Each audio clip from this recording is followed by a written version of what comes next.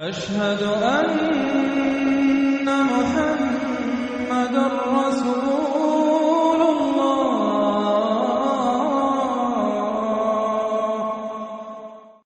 سورة الحج. بسم اللہ الرحمن الرحیم. یا ایھا الناس اتقوا ربکم ان زلزلۃ الساعۃ شیء عظیم. یہ فزع الاکبر جس سے کہ ختم ہو رہی ہے سورہ انبیاء، اسی کے تذکرے سے یہ شروع ہو رہی ہے سورہ حج. اے لوگو ڈرو اپنے رب سے، تقوی اختیار کرو اپنے رب کا. یقیناً قیامت کا زلزلہ بہت بڑی شے ہوگا. یوم ترونہا، جس دن کہ تم اس کو دیکھو گے، تذہل کل مرضعۃ عما ارضعت، بھول جائے گی ہر دودھ پلانے والی جسے وہ دودھ پلاتی تھی. یعنی واقعہ یہ ہے کہ حیوانات میں جو بھی دودھ پلانے والا کوئی جانور بھی ہو تو اسے بھی اپنے بچوں کے ساتھ جو انس ہوتا ہے، اور خاص طور پر انسانوں میں پھر ماں کی محبت اور شفقت اور ممتا جو ہے وہ اپنی جان دینے کو تیار ہوتی ہے، اپنے بچے کی آنس نہیں آنے دیتی. لیکن وہ سخت ایسا دن ہوگا، ایسی سختی ہوگی کہ دودھ پلانے والیاں اپنے دودھ پیتے بچوں کو بھول جائیں گی.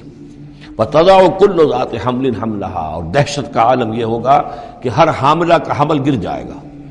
وَتَرَى النَّاسَ سُكَارَىٰ، تم دیکھو گے لوگوں کو کہ جیسے نشے میں ہیں. اس طرح کی ایک کیفیت ان پر طاری ہوگی، ایسے بے سدھ سے نظر آئیں گے جیسے کہ گویا کہ نشے میں. وَمَا هُم بِسُكَارَىٰ، حالانکہ وہ کسی نشے میں نہیں ہیں. وَلَٰكِنَّ عَذَابَ اللَّهِ شَدِيدٌ، بلکہ اللہ کا عذاب بہت سخت ہے. اللہ کی طرف سے بڑی سخت یہ گھڑی آنے والی ہے جس سے کہ اللہ تعالیٰ اپنے مومن صادق بندوں کو بچا لے گا، جس کی صراحت ہے حدیث کے اندر. وَمِنَ النَّاسِ مَن يُجَادِلُ فِي اللَّهِ بِغَيْرِ عِلْمٍ، لوگوں میں سے ایسے بھی ہیں جو اللہ کے بارے میں جھگڑتے ہیں، اللہ کی آیات کے بارے میں جھگڑتے ہیں، قرآن مجید کے احکام کے بارے میں جھگڑتے ہیں، جبکہ حال یہ ہے بغیر علم، نہ ان کے پاس کوئی علم ہے. وَيَتَّبِعُ كُلَّ شَيْطَانٍ مَرِيدٍ، اور وہ پیروی کر رہے ہوتے ہیں. صاف نظر آتا ہے کہ ہر سرکش شیطان کی پیروی کر رہے ہیں. پیروی کر رہے ہیں، ان کے عمل کو دیکھو تو مغرب کی نقالی کر رہے ہیں. ان کی ہر ایک چیز کی جو ہے انہوں نے اپنی زندگی میں اختیار کی ہوئی ہے. پورا جو ہے مغربی ان کے اوپر تہذیب کا غلبہ ہے. ساری اقدار لیکن باتیں بڑھائیں گے قرآن کی طرف سے اور حدیث کی طرف سے، اور انکار حدیث ہے اور فلاں یہ ہے، اور قرآن کا تو نتیجہ یہ نکلتا ہے وہ نہیں نکلتا ہے، اور یہ اجتہاد کیا جانا چاہیے، اور قرآن مجید جو ہے یہ تو اب کتاب جو ہے بوسیدہ ہو گئی ہے. یہ باتیں بھی کہی گئی ہیں کہ کوئی ایسا بھی ہمارا جو نظام ہونا چاہیے اجتہاد کا جو قرآن مجید کو بھی اوور رول کر سکے. یہ باقاعدہ رائے موجود ہے کہ قرآن مجید میں بھی جو صریح احکام آئے ہیں وہ بھی ایک خاص قوم کے لیے، خاص وقت کے لیے تھے، یہ ہمیشہ کے لیے نہیں ہے. تو بڑے بڑے دانشور، بڑے بڑے جو اسکالرز ہیں، بڑی بڑی ڈگریاں ان کے پاس ہیں. میکگل سے لے کر آئے ڈگریاں. ڈاکٹر فضل الرحمان صاحب آئے تھے تو میکگل سے ڈگری لے کر آئے تھے، جنہوں نے جو وحی کے بارے میں کہا تھا کہ یہ حضور کا بھی کلام کہا جا سکتا ہے، اس کو اللہ کا بھی کلام کہا جا سکتا ہے، باقی فرشتے کی کوئی حیثیت نہیں ہے. یہ ساری باتیں ڈاکٹر فضل الرحمان کہنے والے تھے. میکگل سے انہوں نے یہودیوں سے آ کر ڈگریاں حاصل کی تھی انہوں نے. اور انہوں نے جو بھی بہت سے اور دانشور بہت سے موجود ہیں اس وقت دنیا میں کہ جو ویسے سمجھے جاتے ہیں کہ بہت وہ اسلامی اسکالرز ہیں، ٹاپ کے اسکالرز ہیں. وائٹ ہاؤس میں بھی انہیں طلب کیا جاتا ہے. یہ جو سید حسین نصر ہیں ایرانی ایک ہے، اب وہ رہ گئے ہیں جن کا ڈنکا بج رہا ہے زیادہ، ورنہ پہلے یہ ہے کہ یہ دو تھے، سید حسین نصر بھی تھے اور ڈاکٹر فضل الرحمان بھی تھے پاکستان کے. لیکن وَمِنَ النَّاسِ مَن يُجَادِلُ فِي اللَّهِ بِغَيْرِ عِلْمٍ وَيَتَّبِعُ كُلَّ شَيْطَانٍ مَرِيدٍ كُتِبَ عَلَيْهِ. اس شیطان کے بارے میں تو یہ بات لکھ دی گئی ہے، طے کر دی گئی ہے، أَنَّهُ مَن تَوَلَّاهُ، کہ جو کوئی بھی اس کی دوستی اختیار کرے گا، فَأَنَّهُ يُضِلُّهُ، تو وہ اسے گمراہ کر کے رہے گا، وَيَهْدِيهِ إِلَىٰ عَذَابِ السَّعِيرِ، اور پہنچا کر رہے گا اسے اس جلانے والے دوزخ کے عذاب میں. یا ایھا الناس، اے لوگو، ان کنتم فی ریب من البعث، اگر تمہیں کوئی شک ہے کہ کیسے دوبارہ زندہ ہو جائیں گے، کیسے اٹھا لے گا اللہ تعالیٰ، کوئی تمہیں اشکال پیدا ہوتا ہے تو لو ہم تمہیں ایک مثال سے سمجھاتے ہیں. فَإِنَّا خَلَقْنَاكُم مِّن تُرَابٍ، سوچو ہم نے تمہیں مٹی سے پیدا کیا. اس لیے کہ باپ کے بھی جسم میں اگر نطفہ بنا ہے، منی بنی ہے، کہاں سے بنی ہے؟ غذا کہاں سے آئی تھی اس کی؟ ساری غذا تو مٹی سے آئی ہے، زمین سے آئی ہے، یہیں سے آئی ہے. وہ منرلز ہیں، وہ سب کچھ ہے. گوشت کھایا ہے تو بکری نے جو کہاں سے غذا لی تھی؟ زمین سے کی تھی. تو تمہاری جو تخلیق ہے سب کی ابتدا میں جو ہے وہ مٹی سے ہے. من تراب ثم من نطفۃ، پھر وہ نطفے کی ایک شکل بنی. ثم من علقۃ، پھر تم ایک علقہ کی شکل میں تھے. اس علقہ کے بارے میں بعد میں عرض کروں گا، ابھی میں اس کا کوئی ترجمہ نہیں کر رہا. اس کا ترجمہ عام طور پر جمع ہوا خون کیا جاتا ہے، یہ ترجمہ صحیح نہیں ہے. ثم من مضغۃ، پھر یہ کہ وہ ایک لوتھڑے کی طرح تھا، گوشت کا ایک لوتھڑا سا تھا. مخلقۃ و غیر مخلقۃ، پہلے اس پہ کوئی نشانات تھے ہی نہیں، پھر اس لوتھڑے کے اوپر نشانات آنے شروع ہوئے، معلوم ہوا کہ یہاں سے یہ بازو نکلیں گے، یہاں سے یہ ٹانگیں نکلیں گی، اسی کے اندر جو ہے یہ آثار شروع ہو گئے۔ لنبین لکم، تاکہ ہم تمہیں کھول کھول کر بیان کر دیں۔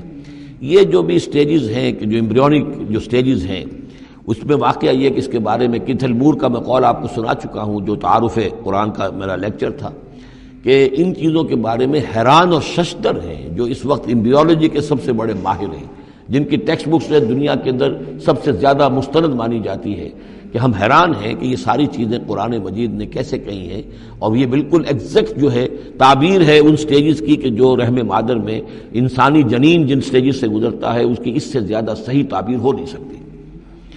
وَنُقِرُّ فِي الْأَرْحَامِ مَا نَشَاءُ، یہی مضمون چونکہ دوبارہ پھر آئے گا سورہ مومنون کے پہلے رکوع میں، تو میں وہاں اس کے بارے میں تفصیل سے عرض کروں گا۔ اور ہم ٹھہرائے رکھتے ہیں رحموں میں جو ہم چاہتے ہیں، یعنی رحم کے اندر پھر رحم مادر میں وہ حمل رہتا ہے، اب وہ حمل بیٹے کا ہوا ہے، بیٹی کا ہوا ہے، یا بیٹا یا بیٹی وہ ذہین ہے، فتین ہے، خوبصورت ہے، کیسی ہے، صحیح ہے، سالم ہے، وہ ہمارا فیصلہ ہے۔ نقر فی الارحام ما نشاء الی اجل مسمى، ہم ٹھہرائے رکھتے ہیں رحموں میں جو ہم چاہتے ہیں ایک وقت معین تک، ثم نخرجکم طفلا، پھر ہم تمہیں نکالتے ہیں، وہ تم چھوٹے سے بچے ہوتے ہو، ثم لتبلغوا اشدکم، پھر تم اپنی پوری جوانی کو پہنچتے ہو، قوت کو پہنچتے ہو، ومنکم من یتوفى، تم میں سے وہ بھی ہیں کہ جو پہلے ہی ان کا انتقال ہو جاتا ہے، انہیں قبض کر لیا جاتا ہے، انہیں اللہ تعالیٰ لے جاتا ہے، ومنکم من یرد الی ارذل العمر، اور تم میں سے ایسے بھی ہوتے ہیں جو بڑی ہی نکمی ضعیفی کی عمر کو پہنچ جاتے ہیں، لکئی لا یعلم من بعد علم شیئا، کہ پھر وہ نہ جانے سب کچھ جاننے کے باوجود کچھ بھی۔ بڑھاپا آتا ہے تو ایسا آتا ہے، ڈیمنشیا بھی ہو جاتا ہے، ساری ذہنی صلاحیتیں ختم ہو جاتی ہیں، یادداشت زائل ہو جاتی ہے، پھر بچپن کی عادتیں عود کر آتی ہیں، لکئی لا یعلم من بعد علم شیئا، پھر یہ صورت بھی ہو جاتی ہے۔ یہ ارذل العمر ہے جس سے کہ حضور صلی اللہ علیہ وسلم نے اللہ کی پناہ مانگی ہے کہ اللہ اس سے پہلے اٹھا لے، اس سے پہلے کہ انسان اس کیفیت میں آ جائے کہ جس کا نقشہ یہاں کھینچا جا رہا ہے، لکئی لا یعلم من بعد علم شیئا۔ بڑا سقراط تھا، بقراط تھا، کچھ تھا، لیکن اب کیا ہو گیا ہے اس کو دیکھیے۔ وَمِنْكُمْ مَنْ يُرَدُّ إِلَىٰ أَرْذَلِ الْعُمُرِ، ان کے لیے دعا کر لیجیے، اللہم اغفر لہ وارحمہ وادخلہ فی رحمتک وحاسبہ حسابا یسیرا۔ ان سے ایک بہت بڑی خطا ہوئی ہے، رجم کی سزا کے بارے میں میں سورہ نور میں عرض کروں گا، لیکن اللہ تعالیٰ تمام خطاؤں کو معاف فرمانے والا ہے۔ اللہم اغفر لہ وارحمہ وادخلہ فی رحمتک وحاسبہ حسابا یسیرا، اللہم نور مرقدہ واکرم منزلہ والحقہ بعبادک الصالحین، آمین یا رب العالمین۔ وَمِنْكُمْ مَنْ يُتَوَفَّى وَمِنْكُمْ مَنْ يُرَدُّ إِلَىٰ أَرْذَلِ الْعُمُرِ لِكَيْ لَا يَعْلَمَ مِنْ بَعْدِ عِلْمٍ شَيْئًا وَتَرَى الْأَرْضَ، اب ایک تو نقشہ کھینچا انسانی زندگی کا، اس آپ مٹی سے چل کر تم کہاں سے کہاں پہنچ گئے، پھر فوت ہو کے پھر مٹی بن جاتے ہو۔ یہ جس کی یہ قدرت ہے، جس کی یہ خلاقی ہے، جو اس سارے نظام کو لے کر چل رہا ہے، تمہیں اس کے بارے میں کوئی شک ہے؟ اس کی قدرت کے بارے میں کوئی تمہیں یہ شبہ وارد ہو سکتا ہے کہ وہ دوبارہ پیدا نہیں کر سکتا؟ اچھا ایک اور مثال لے لو، وَتَرَى الْأَرْضَ حَامِدَةً، تم دیکھتے ہو زمین کو کہ پڑی ہوئی ہے، بے آب و گیا، خشک اور ویران، کئی زندگی کے آثار نہیں۔ فَإِذَا أَنزَلْنَا عَلَيْهَا الْمَاءَ اهْتَزَّتْ وَرَبَتْ، پھر جب ہم اس پر پانی برساتے ہیں تو وہ تازہ ہو جاتی ہے، اہتزاز، اور وہ اس میں جنبش ہو جاتی ہے، اہتزت۔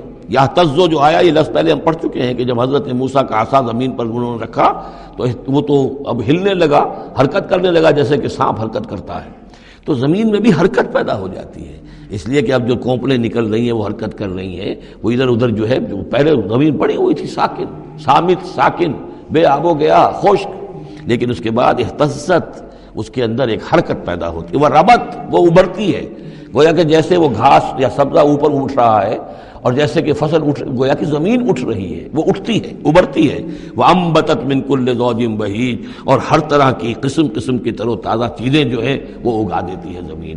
تو ذرا سوچو، زمین مردہ تھی، اللہ نے زندہ کر دیا۔ تمہارا اپنا معاملہ یہ ہے کہ مٹی سے لے کر اور تمہارے ایک انسان پورے بننے تک، یہ پھر کیسے شک کرتے ہو؟ تمہیں اللہ تعالیٰ کی قدرت میں بھی کوئی شک نہیں ہونا چاہیے۔ یہ تمہاری زندگی کا سائیکل چل رہا ہے اور یہ نباتاتی سائیکل چل رہا ہے ساتھ کے ساتھ، یہ چند مہینے کا ہوتا ہے، یہ تمہارا جو ہے یہ 60 70 80 برس کا ہے، اس کے علاوہ تو کوئی فرق نہیں۔ ذالک بأن اللہ هو الحق، یہ اس لیے ہے کہ اللہ تعالیٰ الحق ہے، اس کے حق ہونے میں، برحق ہونے میں کسی شک و شبے کی گنجائش نہیں۔ وَأَنَّهُ يُحْيِي الْمَوْتَى، اور یہ کہ وہ مردہ کو زندہ کرتا ہے، مردہ کو زندہ کرے گا۔ زمین تمہارے سامنے مردہ پڑی ہوتی ہے اور زندہ ہو جاتی ہے۔ وَأَنَّهُ عَلَىٰ كُلِّ شَيْءٍ قَدِيرٌ، اور یہ کہ وہ تو ہر چیز پر قادر ہے۔ وَأَنَّ السَّاعَةَ آتِيَةٌ، اور یہ کہ قیامت آ کر رہنی ہے، لا ریب فیہا، اس میں کسی شک و شبے کی گنجائش نہیں۔ وَأَنَّ اللَّهَ يَبْعَثُ مَن فِي الْقُبُورِ، اور یقیناً اللہ تعالیٰ اٹھائے گا ان کو جو قبروں کے اندر ہے، بعث بعد الموت ہو کر رہے گا۔ وَمِنَ النَّاسِ مَن يُجَادِلُ فِي اللَّهِ بِغَيْرِ عِلْمٍ وَلَا هُدًى وَلَا كِتَابٍ مُنِيرٍ، اور لوگوں میں سے کچھ ایسے بھی ہیں جو اللہ کے بارے میں، اللہ کی باتوں کے بارے میں، اللہ کی صفات کے بارے میں، ذات خداوندی کے بارے میں جھگڑتے ہیں، بحثیں کرتے ہیں، نزاع کرتے ہیں، نہ ان کے پاس علم ہے، بغیر علم ولا ہدن، نہ کوئی ہدایت ہے، ولا کتاب منیر، نہ کوئی روشن کتاب ہے جس سے وہ رہنمائی لے رہے ہوں۔ ثانی عطفہ، وہ اپنی گردن کروٹ اپنی موڑ کر چل دیتا ہے، آیات سنتا ہے، اللہ کے کلام کو سنتا ہے، پھر ذرا وہ اپنی کمر کو موڑتا ہے، بل دیتا ہے، چل دیتا ہے۔ لیضل عن سبیل اللہ، تاکہ گمراہ کرے لوگوں کو اللہ کے راستے سے۔ لہو فی الدنیا خزی، اس کے لیے دنیا کی زندگی میں بھی رسوائی ہے۔ ونذیقہ یوم القیامت عذاب الحریق، اور قیامت کے دن ہم اسے جلانے والے عذاب کا مزہ چکھائیں گے۔ ذالک بما قدمت یداک، اور یہ سب کچھ ہے تیرے اپنے دونوں ہاتھوں کے کرتوتوں کی وجہ سے، جو بھیجا ہے تیرے دونوں ہاتھوں نے۔ بما قدمت یداک وان اللہ لیس بظلام للعبید، اور یقیناً اللہ تعالیٰ تو اپنے بندوں پر ظلم کرنے والا نہیں ہے۔ ومن الناس من يعبد الله على حرف فإن أصابه خير اطمأن به وإن أصابته فتنة انقلب على وجهه خسر الدنيا والآخرة ذلك هو الخسران المبين۔ لوگوں میں سے کچھ ایسے بھی ہیں جو اللہ تعالیٰ کی بندگی کرتے ہیں کنارے کنارے، بچ بچ کر۔ یہ وہ روگ جس کو کہا گیا فی قلوبہم مرض، جن کے دلوں میں روگ ہوتا ہے۔ ایک وہ لوگ ہوتے ہیں کہ حق کو قبول کیا، پھر ہرچے بعد آباد منجدھار میں پھر وہ چھلانگ لگاتے ہیں۔ ہرچے بعد آباد ماں کشتی دراب انداختے، ہم نے حق کو قبول کیا، اس کشتی کو ہم نے پانی میں ڈال دیا ہے، اب یہ کشتی تیرے گی تو ہم تیریں گے، یہ ڈوبتی ہے تو ہم ڈوبنے کے لیے تیار ہیں۔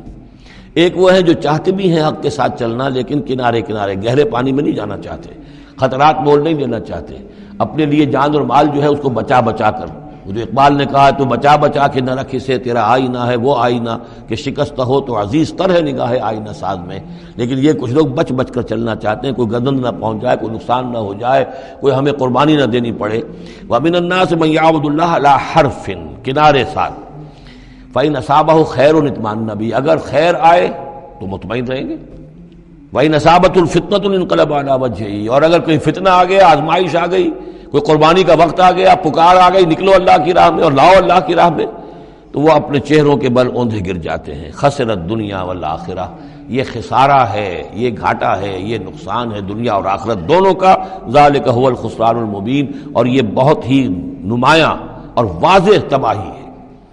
ایک میں بات عرض کرنی رہ گئی ہے کہ سورہ حج کے بارے میں بعض جگہ آپ نے دیکھا ہوگا لکھا ہوا کہ یہ اس کو مدنی بھی مانا گیا ہے، لیکن یہ واقعہ ہے کہ اس سورہ مبارکہ کے اندر بعض آیات ایسی ہیں کہ جو یا تو مدنی ہیں، اور بعض آیات کے بارے میں مجھے پھر وہ ایک قول مل گیا تھا حبر الامہ حضرت عبداللہ ابن عباس رضی اللہ تعالی عنہما کا، وہ میں بعد میں انشاءاللہ وہ کل ہم پڑھیں گے۔ وہ آیات نازل ہوئی ہیں اثناء سفر ہجرت میں۔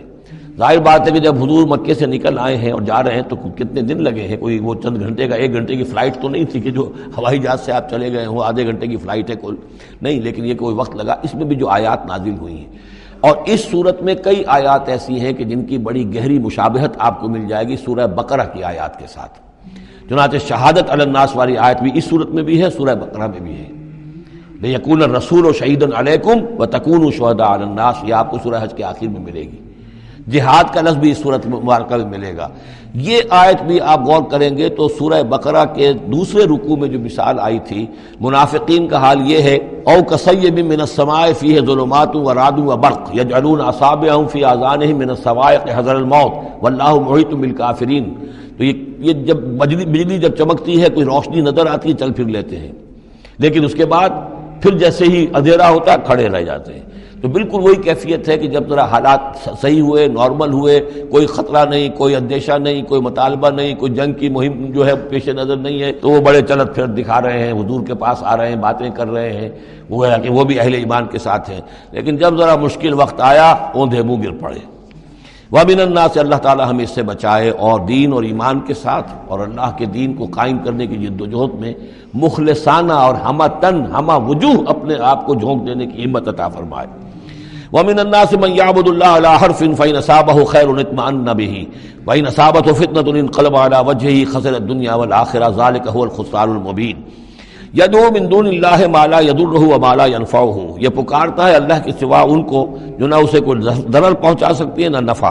ذَلِكَ هُوَ الضَّلَالُ الْبَعِيدُ، یہی ہے بہت ہی گمراہی دور کی گمراہی۔ يَدْعُو لَمَن ضَرُّهُ أَقْرَبُ مِن نَّفْعِهِ، وہ پکارتا ہے اللہ کو، اس کو کہ جس کا ضرر جو ہے وہ اس کے نفع سے قریب تر ہے۔ اللہ کے سوا کسی کو پکارو گے تو نفع تو کوئی ہے نہیں، لیکن ضرر تو پہنچ گیا۔ لبیس المولا و لبیس العشیر، بہت ہی برا ہے وہ دوست اور بہت ہی برا ہے رفیق۔ ان اللہ یدخل الذین آمنوا وعملوا الصالحات جنات تجری من تحتها الانہار، یقیناً اللہ تعالیٰ داخل کرے گا ان لوگوں کو جو ایمان لائے اور جنہوں نے نیک عمل کیے ان باغات میں جن کے دامن میں ندیاں بہتی ہوں گی۔ ان اللہ یفعل ما یرید، یقیناً اللہ تعالیٰ کرتا ہے جو چاہتا ہے، جس چیز کا ارادہ کرتا ہے وہ کر گزرتا ہے، فعال لما یرید ہے۔ من کان یظن ان لن ینصرہ اللہ فی الدنیا والآخرۃ فلیمدد بسبب الى السماء ثم لیقطع فلینظر هل یذهبن کیدہ ما یغیظ۔ یہ آیت مشکلات القرآن میں سے ہے، بہت سے مختلف انداز میں اس کی تعبیرات کی گئی ہیں، لیکن میرا دل ٹھکا ہے اسی تعبیر پر کہ جو موضح القرآن میں شاہ عبد القادر دہلوی رحمۃ اللہ علیہ نے کی ہے، اور میں اسی کو وضاحت کے ساتھ پیش کر رہا ہوں۔ جو شخص دین کے لیے خدمت کر رہا ہو، دین کے لیے لگا ہوا ہو، کام کے اندر داعی ہے یا اس کسی داعی کے ساتھ ہے، اب اس کے لیے یہ ہوتا ہے کہ ایک تو امید ہوتی ہے کہ اللہ کی مدد آئے گی، آج نہیں تو کل آئے گی، کل نہیں تو پرسوں آئے گی۔ اگر کسی وجہ سے انسان حالات کو دیکھ کر اتنا مایوس ہو جائے کہ اللہ کی مدد کی اسے امید نہ رہے، یہ چیز پھر اس کے لیے بہت بڑی ناکامی کا سبب بن جائے گی۔ امید پیوست رہ شجر سے امید بہار رکھ، اللہ سے مایوس نہیں ہونا چاہیے۔ نہ لا تقنطوا من رحمت اللہ، ٹھیک ہے دیر ہو جائے کوئی حرج نہیں، لیکن یہ کہ یہ اللہ کی مدد آئے گی، اللہ جو ہے نصرت فرمائے گا، اللہ تعالی ہماری مدد کرے گا۔ والذین جاہدوا فینا لنہدینہم سبلنا، جو لوگ ہماری راہ میں محنت کریں گے، جد و جہد کریں گے، ہم لازماً انہیں اپنے راستے دکھائیں گے۔ یہ اللہ کا پختہ وعدہ ہے، ان وعدوں پر یقین رکھنا چاہیے۔ لا انک لا تخلف المیعاد، اے اللہ ہمیں یہ اندیشہ نہیں ہے کہ تو اپنا وعدہ پورا نہیں کرے گا، خلاف کرے گا، ہاں ہمیں اندیشہ ہوتا ہے کہ ہم تیرے وعدوں کے مصداق بن سکیں گے یا نہیں، ان کا مصداق بننے کی شرائط پوری کر سکیں گے کہ نہیں۔ یہ کیفیت بندے کی رہنی چاہیے، اللہ تعالیٰ کی مدد سے اور اللہ تعالیٰ کی نصرت سے مایوس کبھی نہیں ہونا چاہیے۔ تو اس کی ایک مثال دی ہے کہ اگر کوئی شخص کسی رسی کے ساتھ کہیں اوپر سے ایک رسی ہے اس کو اس نے پکڑا ہوا ہے، تو تب تک تو یہ کہ تھاما ہوا ہے، یہ اللہ تعالیٰ کے ساتھ ہے نا، حبل اللہ، یہ قرآن جو ہے القرآن حبل اللہ الممدود من السماء الی الارض۔ اسی طرح امید اللہ سے رکھنا، رجا رکھنا، یہ بھی گویا کہ ایک معنوی رسی ہے کہ جو اللہ تعالیٰ کے ساتھ ہمیں جوڑے ہوئے ہے۔ جب تک یہ رسی رہے گی ہمیں سہارا رہے گا، جب یہ رسی کاٹ دیں گے ہم، وہ امید منقطع کر دیں گے، تو سوائے اس کے اور کیا ہوگا کہ زمین پر رودے منہ گر جائیں گے۔ من کان یظن ان لن ینصرہ اللہ فی الدنیا والآخرہ، جس شخص کا یہ گمان ہو جائے کہ اللہ ہرگز مدد نہیں کرے گا اس کی دنیا میں اور نہ آخرت میں، فلیمدد بسبب من السماء، اسے چاہیے کہ ذرا ایک رسی آسمان کی طرف تانے، ثم لیقطع، پھر کاٹ دے، اسے توڑ دے، فلینظر هل یذهبن کیدہ ما یغیظ، پھر دیکھے کہ اس سے اس کا جو غصہ ہے اندر کا، اس میں جو مایوسی کی آگ جل رہی ہے اس میں کوئی کمی ہوئی۔ جب تک وہ رسی ہے کچھ نہ کچھ امید تو رہے گی، تو اس امید جو ہے اللہ پر اور اللہ کی نصرت اور اللہ کے وعدوں پر جو یقین ہے اس کو برقرار رکھو، یہ تمہیں سہارا دے گی۔ وَكَذَلِكَ أَنزَلْنَاهُ آیَاتٍ بَيِّنَاتٍ، اسی طرح ہم نے اتارا ہے اس قرآن کو روشن اور کھلی باتوں کی شکل میں۔ وَأَنَّ اللَّهَ يَهْدِي مَن يُرِيدُ، اور اللہ تعالیٰ ہدایت دیتا ہے جس کو چاہتا ہے، یا اللہ تعالیٰ ہدایت دیتا ہے جو چاہتا ہے کہ اس کو ہدایت ملے۔ ان الذین آمنوا والذین ہادوا والصابئین والنصارى، یقیناً وہ لوگ جو مسلمان ہیں، ایمان لائے ہیں محمد پر صلی اللہ علیہ وسلم، والذین ہادوا، اور جو یہودی ہوئے، والصابئین، اور جو صابی ہیں، والنصارى، اور جو یہ عیسائی ہیں، والمجوس، اور مجوس ہیں ایرانی، والذین اشرکوا، اور جن لوگوں نے شرک کی روش اختیار کی، ان اللہ یفصل بینہم یوم القیامہ، یقیناً اللہ فیصلہ کرے گا ان کے مابین قیامت کے دن۔ ان اللہ علی کل شیء شہید، یقیناً اللہ تعالیٰ ہر چیز پر خود گواہ ہے، ہر چیز اس کے سامنے نگاہوں میں موجود ہے۔ الم تری ان اللہ یسجد لہ من فی السماوات ومن فی الارض، یہ آیت بڑی عجیب ہے اس اعتبار سے کہ اس میں آپ تصور کریں گے تو اوپر سے نیچے کی طرف آ رہا ہے۔ کیا تم نے دیکھا نہیں اللہ کے سامنے سربسجود ہے ہر وہ شے جو آسمان میں ہے اور وہ سب وہ چیزیں جو زمین میں ہیں، وہ تمام مخلوقات جو آسمان میں ہے اور وہ تمام مخلوقات جو زمین میں ہے، والشمس ہو اور سورج بھی سربہ سجود ہے، والقمر ہو اور چاند بھی، والنجوم ہو اور تارے بھی، پھر نیچے اتریے والجبال ہو اور پہاڑ، زمین پر سب سے اونچی چیزیں پہاڑ ہیں، والشجر ہو اور درخت، والدواب اور یہ تمام جو بھی چوپائے چل رہے ہیں زمین کے اوپر حیوانات، وکثیر من الناس اور لوگوں میں سے بھی بہت سے، لوگوں میں سے تفریق ہے کہ کچھ باغی ہو گئے ہیں، باقی تو یہ ساری مخلوقات اللہ کے قانون کی پابند ہیں، قانون تکوینی کے اندر ہے، یہ اللہ کی بندگی کر رہی ہیں، یہ سجدے میں ہے، ہر شے اللہ کے سامنے سر سجود ہے۔ ہاں انسانوں کے اندر بغاوت بھی ہے، انسانوں میں سے کچھ لوگ وہ ہیں کہ جنہوں نے سورج کو پوجنا شروع کر دیا، سورج اللہ کو پوج رہا ہے اور وہ سورج کو پوج رہے ہیں، چاند کو پوجنا شروع کر دیا، درختوں کو پوجنا شروع کر دیا، جانوروں کو پوجنا شروع کر دیا، یہاں تک کہ اعضائے تناسل کو پوجنا شروع کر دیا۔ ہندوؤں کے اندر تو یہ بھی ہے، یہ پوجا ہوتی ہے۔ تو یہ ہے ان لوگوں کی گراوٹ۔ انسانوں میں سے اللہ تعالیٰ جس کو ہدایت دے دیتا ہے، معرفت حاصل ہو جاتی، پھر وہ اسی کے سامنے سر بسجود ہوتے ہیں۔ وَكَثِيرٌ حَقَّ عَلَيْهِ الْعَذَابُ، لیکن بہت سے ایسے ہیں کہ جو عذاب الہی کے مستحق ہو جاتے ہیں۔ وَمَن يُهِنِ اللَّهُ فَمَا لَهُ مِن مُكْرِمٍ، اور جنہیں اللہ تعالیٰ ہی رسوا کر دے، ذلیل کر دے، اب اس کو عزت دینے والا کوئی نہیں ہے۔ جنہوں نے اپنے آپ کو ذلیل کیا، مخلوقات کے سامنے جھک گئے، انہوں نے ان کو اپنا معبود بنا لیا، جبکہ اللہ تعالیٰ کے سامنے سب ساری کی ساری مخلوقات جو ہے وہ تو اللہ کی بندگی میں ہے، اور اللہ نے تو اسے بنایا تھا خلیفۃ اللہ فی الارض، اسے مقام یہ عطا کیا تھا، مسجود ملائک بنایا تھا۔ اب جو اپنی اس تمام عظمت سے خود ہی مستعفی ہو گیا اور وہ مخلوقات کے سامنے جھک رہا ہے، فما لہ من مکرم، تو پھر اسے اب اس کا اکرام کرنے والا اور اسے عزت دینے والا کوئی نہیں۔ ان اللہ یفعل ما یشاء، یقیناً اللہ کرتا ہے جو چاہتا ہے۔ آیت سجدہ ہے، سجدہ کر لیجیے۔ ھذان خصمان اختصموا فی ربہم، یہ دو گروہ ہیں ایک دوسرے کے مقابل میں جو اپنے رب کے بارے میں جھگڑ رہے ہیں۔ ایک وہ ہیں جو ایمان لے آئے ہیں۔ اب جیسا کہ میں نے عرض کیا یہ صورت ہے مکی، لیکن اس میں کچھ آیات شامل ہیں، یہ بھی ہو سکتا ہے کہ مدنی ہو، یہ بھی ہو سکتا ہے کہ اثناء سفر ہجرت میں نازل ہوئی، لیکن بحیثیت مجموعی یہ ہے تقریباً آخری دور کی، آخری زمانے کی صورت۔ ھذان خصمان، اب ظاہر بات ہے مکے میں دو گروہ بالکل نمایاں ہو چکے تھے، ایک وہ جو حضور پر ایمان لائے اور ایک وہ کہ جو اڑے ہوئے ہیں۔ اختصموا فی ربہم، یہ اپنے رب کے بارے میں جھگڑ پڑے ہیں۔ فالذین کفروا، تو جو اللہ سے کفر کر رہے ہیں، انکار کر رہے ہیں، قطعت لہم ثیاب من نار، ان کے کپڑے کاٹے جائیں گے، بنائے جائیں گے، جیسے درزی جو ہے پہلے وہ کترتا بیوتتا ہے پھر سیتا ہے، تو ان کے لیے جو بنائے جائیں گے کپڑے وہ آگ کے ہوں گے۔ قطعت لہم ثیاب من نار، بیوتے جائیں گے، قطع کیے جائیں گے ان کے لیے کپڑے آگ کے۔ یصب من فوق رؤوسہم الحمیم، ان کے سروں کے اوپر کھولتے ہوئے پانی کے تریڑے دیے جائیں گے۔ یسحر بہ ما فی بطونہم والجلود، جس سے کہ ان کی کھالیں بھی جھلس جائیں گی اور جو کچھ ان کے پیٹوں کے اندر ہوگا وہ بھی جھلس جائے گا۔ وَلَهُم مَّقَامِعُ مِنْ حَدِيدٍ، اور پھر ان کے لیے لوہے کے وہ ہتھوڑے ہوں گے کہ جو ان کے سروں پر پڑیں گے۔ كُلَّمَا أَرَادُوا أَن يَخْرُجُوا مِنْهَا، جب بھی وہ چاہیں گے کہ وہاں سے نکل جائیں، من غم کے مارے، اعیدوا فیہا، انہیں پکڑ کر دوبارہ پھر اسی میں ڈال دیا جائے گا۔ وذوقوا عذاب الحریق، اور چکھو مزہ اس جلانے والے عذاب کا۔ تم نے اللہ کا انکار کیا، تم نے محمد کی نفی کی، تم نے ان کو ماننے سے انکار کیا۔ اس کے برعکس ان اللہ یدخل الذین آمنوا وعملوا الصالحات، یقیناً اللہ داخل کرے گا ان لوگوں کو جو ایمان لائے اور جنہوں نے نیک عمل کیے، جنات تجری من تحتها الانہار، ان باغات میں جن کے نیچے ندیاں بہتی ہوں گی، یحلون فیہا من اساور من ذہب ولؤلؤا، پہنائے جائیں گے انہیں کنگن سونے کے اور موتی، ولباسہم فیہا حریر، اور ان کی پوشاک جو ہوگی وہاں پر ریشم کی ہوگی۔ دنیا میں ریشم مردوں پر حرام ہے، وہاں ریشم جو ہے اسی کا لباس ہوگا، باریک ریشم کے اوپر کا لباس اور گاڑھے ریشم کا جو ہے نیچے کا لباس ہوگا۔ وَہُدُوا إِلَى الطَّيِّبِ مِنَ الْقَوْلِ، اور ان کو تو رہنمائی کر دی گئی ہے بہترین بات کی طرف۔ بہترین بات کیا ہے؟ کلمہ طیبہ، لا الہ الا اللہ محمد رسول اللہ، یا سبحان اللہ والحمد للہ ولا الہ الا اللہ واللہ اکبر ولا حول ولا قوۃ الا باللہ۔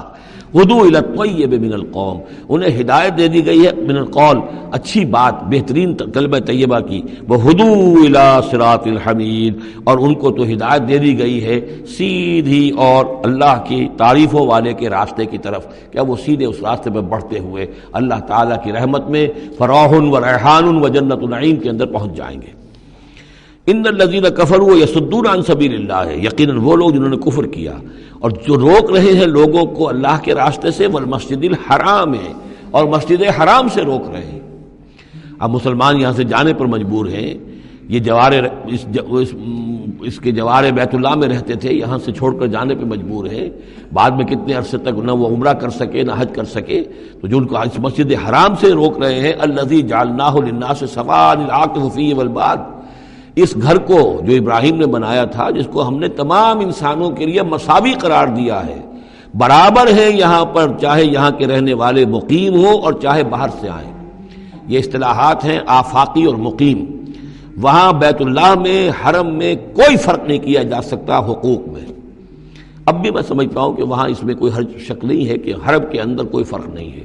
کوئی شخص باہر آ کر پہلی صف میں بیٹھ جائے، کوئی اسے زبردستی نہیں اٹھا سکے گا۔ یہ دوسری بات ہے کہ وہاں پہ شرطے وغیرہ جو ہیں ان کو رشوتیں دے کر لوگوں نے کو اپنی سیٹیں ریزرو کرا لی ہوتی ہیں، یا کبھی کوئی جو وی آئی پیز آنے والے ہوتے ہیں ان کے لیے وہ خالی کرتے ہیں، لیکن یہ عام طور پر یہی ہے، آپ جس جگہ جا کر بیٹھ جائیں، کوئی یہ نہیں کہہ سکتا کہ میں یہاں کا رہنے والا ہوں، مکی ہوں، میں میں بیٹھوں گا، تم یہاں سے اٹھو۔ سواء العاکف فیہ والباد، برابر ہے وہاں کے رہنے والے مقیم بھی اور وہ لوگ بھی کہ جو باہر سے آتے ہیں، آفاقی ہیں۔ وَمَن يُرِدْ فِيهِ بِإِلْحَادٍ بِظُلْمٍ، اور جو کوئی بھی اس میں بیت اللہ میں کوئی الحاد کی کوشش کرے گا، اللہ تعالیٰ کے سیدھے راستے سے ہٹانے کی لوگوں کو، اور اس میں کجی پیدا کرنے کی کوشش کرے گا شرارت نفس کی بنا پر، نُذِقْهُ مِنْ عَذَابٍ أَلِيمٍ، اس سے ہم مزہ چکھائیں گے دردناک عذاب کا۔ وَإِذْ بَوَّأْنَا، یہ دو رکوع ہیں ابھی سورہ مبارکہ کے، حج کے مناسک کا کچھ ذکر ہے یہاں پر، خاص طور پر قربانی کا خاص طور پر ذکر ہے۔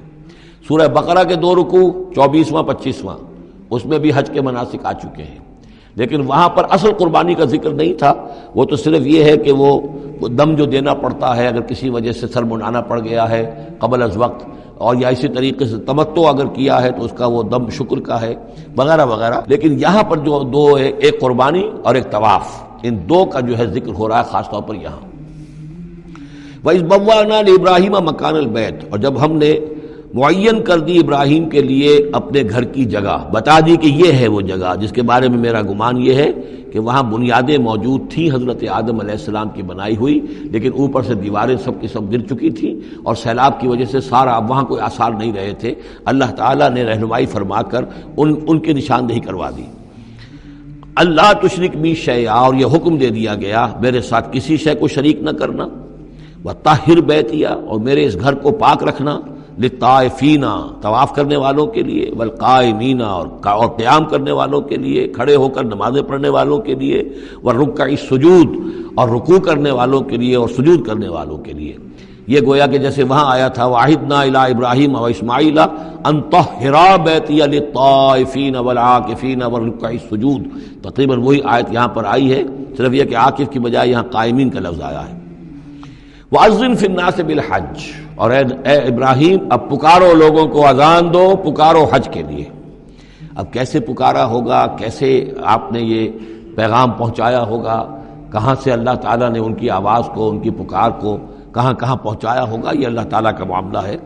یا تو کا رجالن، پکاریے لوگوں کو، حج کی دعوت دیجیے، آئیں گے وہ آپ کے پاس پیدل چل کر بھی، وعلی کل ضامر، اور بڑی لاغر اونٹنیوں پر بھی، یعنی دور دراز سے آئیں گے تو سفر کی وجہ سے اونٹنیاں لاغر ہو چکی ہوں گی۔ یاتین من کل فج عمیق، جو یہاں پر پہنچیں گی وہ اونٹنیاں اور لوگ آئیں گے بڑی دور دراز کی راہوں سے، دور دراز کی، یہ فج کہتے ہیں پہاڑوں کے درمیان کے راستے کو، چونکہ یہ سارا پہاڑی علاقہ ہے تو نہ معلوم کہاں کہاں سے گہری وادیوں میں سے ہو کر لوگ جو ہیں پہنچتے ہیں۔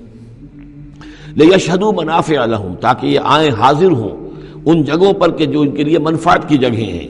وَيَذْكُرُ اسْمَ اللَّهِ فِي أَيَّامٍ مَعْلُومَاتٍ، اور اللہ کا نام لے معین دنوں کے اندر، یعنی قربانیاں دیں معین دنوں میں۔ 10ویں ذی الحجہ کی قربانی کا دن ہے، اس کے بعد جو ہے 11ویں کو بھی ہو سکتی ہے، 12ویں کو بھی ہو سکتی ہے، یا ایام معلومات ہیں۔ عَلَىٰ مَا رَزَقَهُم مِّن بَهِیمَةِ الْأَنْعَامِ، تو اللہ کا نام لیں ذبح کرتے ہوئے، اللہ کا نام لیں ان پر کہ جو ہم نے انہیں یہ چوپائے عطا کیے ہیں، مویشی دیے ہیں۔ فَكُلُوا مِنْهَا، تو ان کو ذبح کر کے، ان کی قربانی دے کر اس میں سے خود بھی کھاؤ۔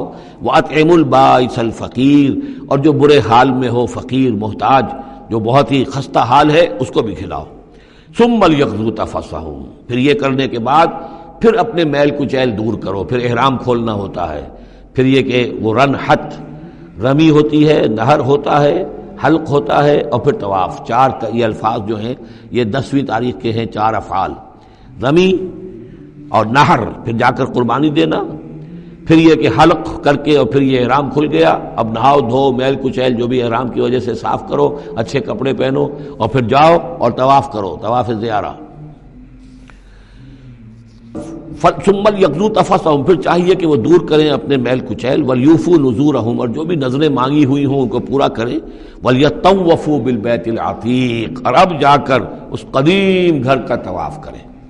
ذالک، یہ سن چکے، ومن يعظم حرمات اللہ فهو خیر له عند ربہ، اور جو کوئی اللہ تعالیٰ کی حرمتوں کی تعظیم کرے، یہ بیت اللہ الحرام ہے، یہ اشہر حرم ہے، یہ ساری چیزیں جو ہے اللہ تعالیٰ کی حرمتیں ہیں، حرمات اللہ ہیں، اللہ نے جس جس چیز کو کہ محترم قرار دیا ہے۔ سورہ مائدہ میں ہم پڑھ چکے ہیں، وہ جانور کے جو خدی کے جانور ہیں وہ بھی محترم ہیں، جن کے گھروں میں گردنوں میں پٹے ڈال دیے گئے ہیں، معلوم ہے کہ یہ ہدیم بالغ الکعبہ جانے والے ہیں، وہ بھی محترم ہیں۔ عام مین البیت الحرام جو ہیں، جو لوگ حاجی جا رہے ہیں، ان کی بھی حرمت ہے۔ تو جو بھی من یعظم حرمات اللہ ہے، جو کوئی بھی اللہ تعالیٰ کی حرام کی ہوئی شے، محترم ٹھہرائی ہوئی چیزوں کی تعظیم کرے گا، فہو خیر لہ عند ربہ، تو وہ اسی کے لیے بہتر ہوگا، اس کا اجر و ثواب اسے ملے گا اپنے رب کے پاس۔ وَأُحِلَّتْ لَكُمُ الْأَنْعَامُ إِلَّا مَا يُتْلَىٰ عَلَيْكُمْ، اور حلال کر دیے گئے تمہارے لیے سارے چوپائے سوائے اس کے جو تم کو سنا دیا گیا ہے، یعنی یہ کہ خنزیر کا معاملہ ہے اس کو حرام کر دیا گیا ہے، باقی بکری ہے، بھیڑ ہے، گائے ہے، بیل ہے، اونٹ ہے، ان سب کو اللہ کی راہ میں تو اس کی قربانی ہو سکتی ہے۔ فاجتنبوا الرجس من الاوثان، تو پھر تم بچو، ان بتوں کی گندگی سے بچو۔ یہ ہے اصل میں بچنا جو ہے وہ سب سے پہلے شرک، اور وہاں پر سب سے بڑا شرک جو ہے وہ بت پرستی کا ہو رہا تھا۔ واجتنبوا قول الزور، اسی طریقے سے جھوٹ کہنے سے، جھوٹ بات سے بھی بچو۔ حنفاء للہ، یکسو ہو جاؤ اللہ کی طرف، یکسو اسی کے بندے بن جاؤ، غیر مشرکین بہ، اس حال میں کہ اس کے ساتھ کسی بھی اعتبار سے شرک نہ ہو، کسی پہلو سے، کسی اعتبار سے، ذات میں، صفات میں، حقوق میں، اختیارات میں، کہیں بھی کوئی شرک کا شائبہ نہ آنے پائے۔ ومن یشرک باللہ، اور جو کوئی اللہ کے ساتھ شرک کرے گا، فکأنما خر من السماء، تو وہ تو ایسے ہے جیسے وہ رسی کٹ گئی اور اب وہ زمین کے اوپر گر پڑا، زمین کی طرف جا رہا ہے آسمان سے۔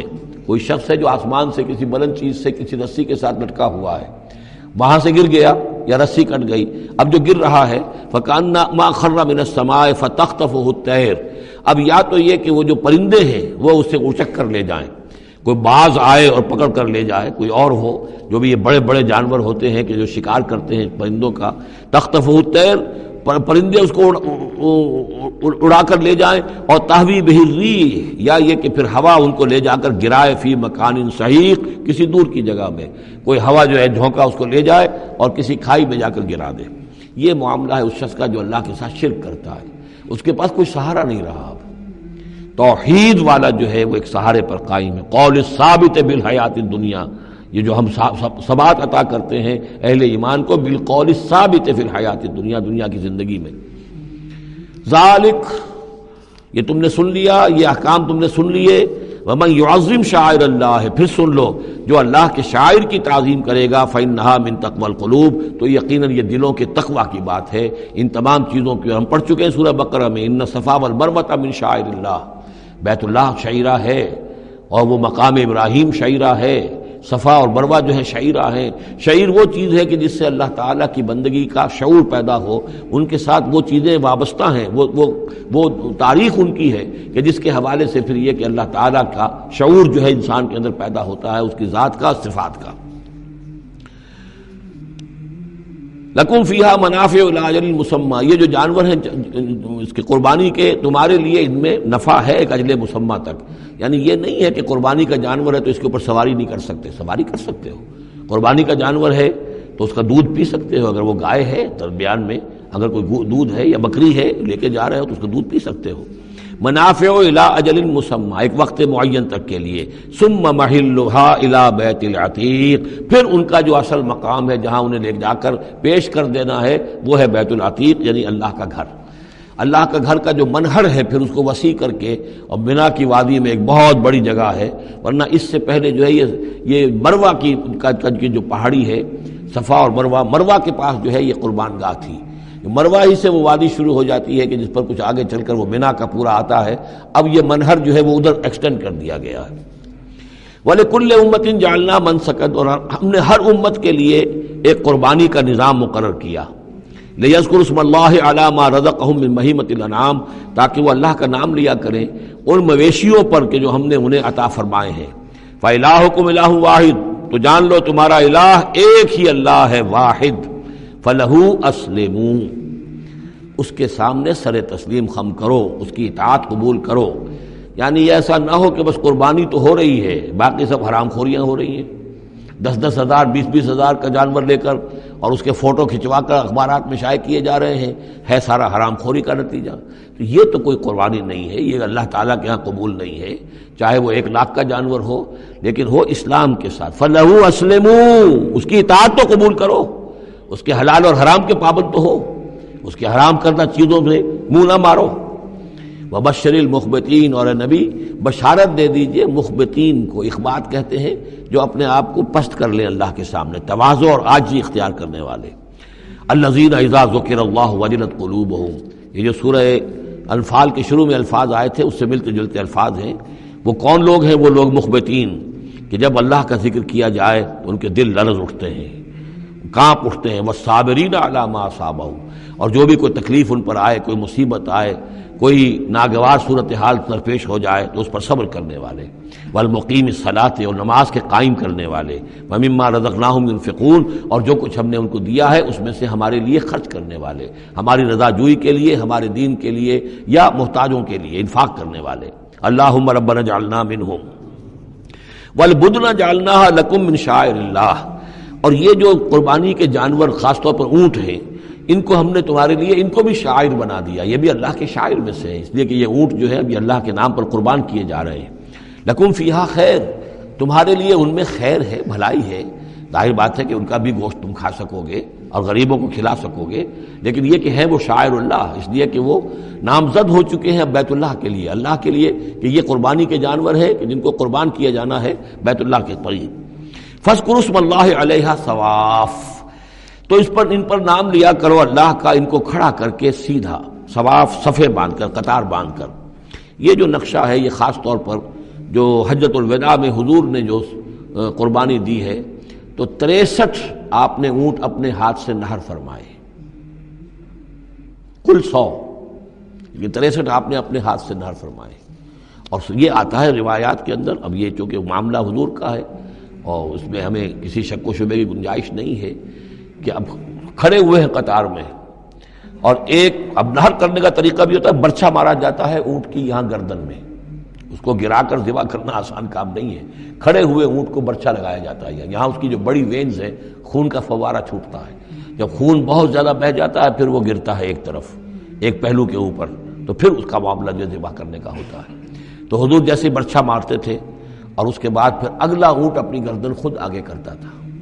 نہ شود نصیب دشمن کے شود ہلاک تیغت، سر دوستاں سلامت کی تو خنجر آزمائی، گویا کہ ان کے لیے خود ایک اعزاز تھا، اللہ نے شعور دیا ہے۔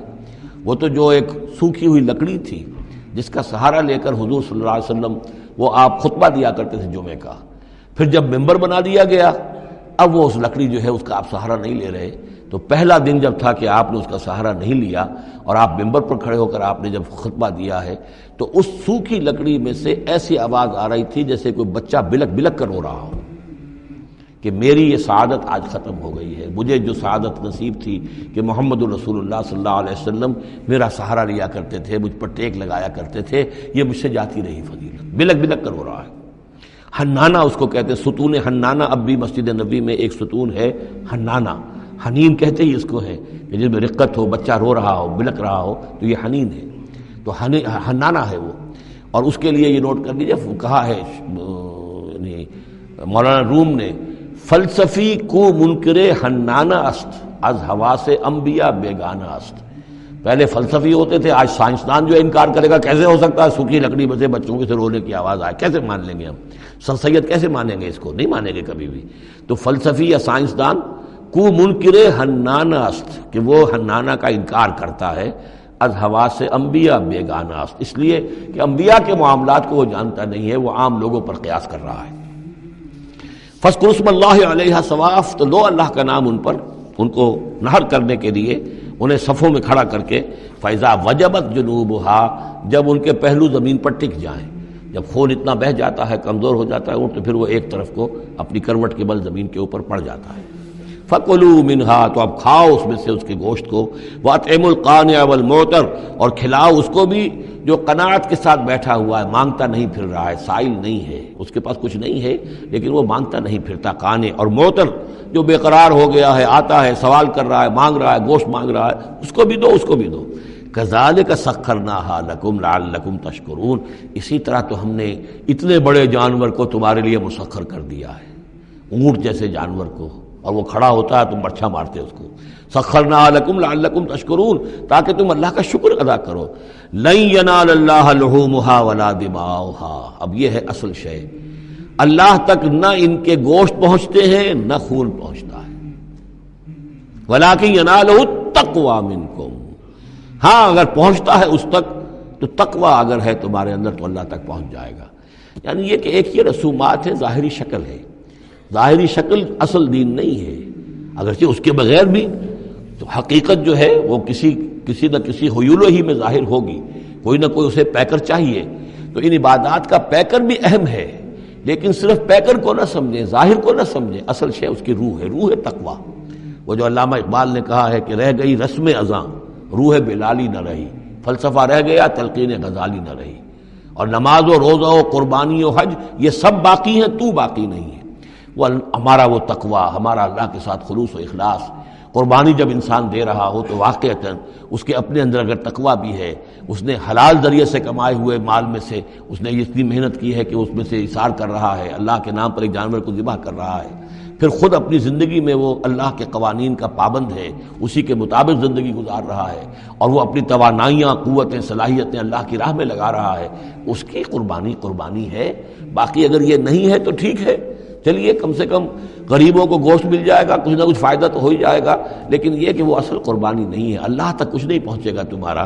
لن ینال اللہ لحومھا ولا دماؤھا، دیکھو ان قربانیوں کے نہ گوشت اللہ تک پہنچتے ہیں نہ ان کے خون، ولکن ینالہ التقوی منکم، ہاں تقوی اگر ہے وہ اللہ تک پہنچ جاتا ہے۔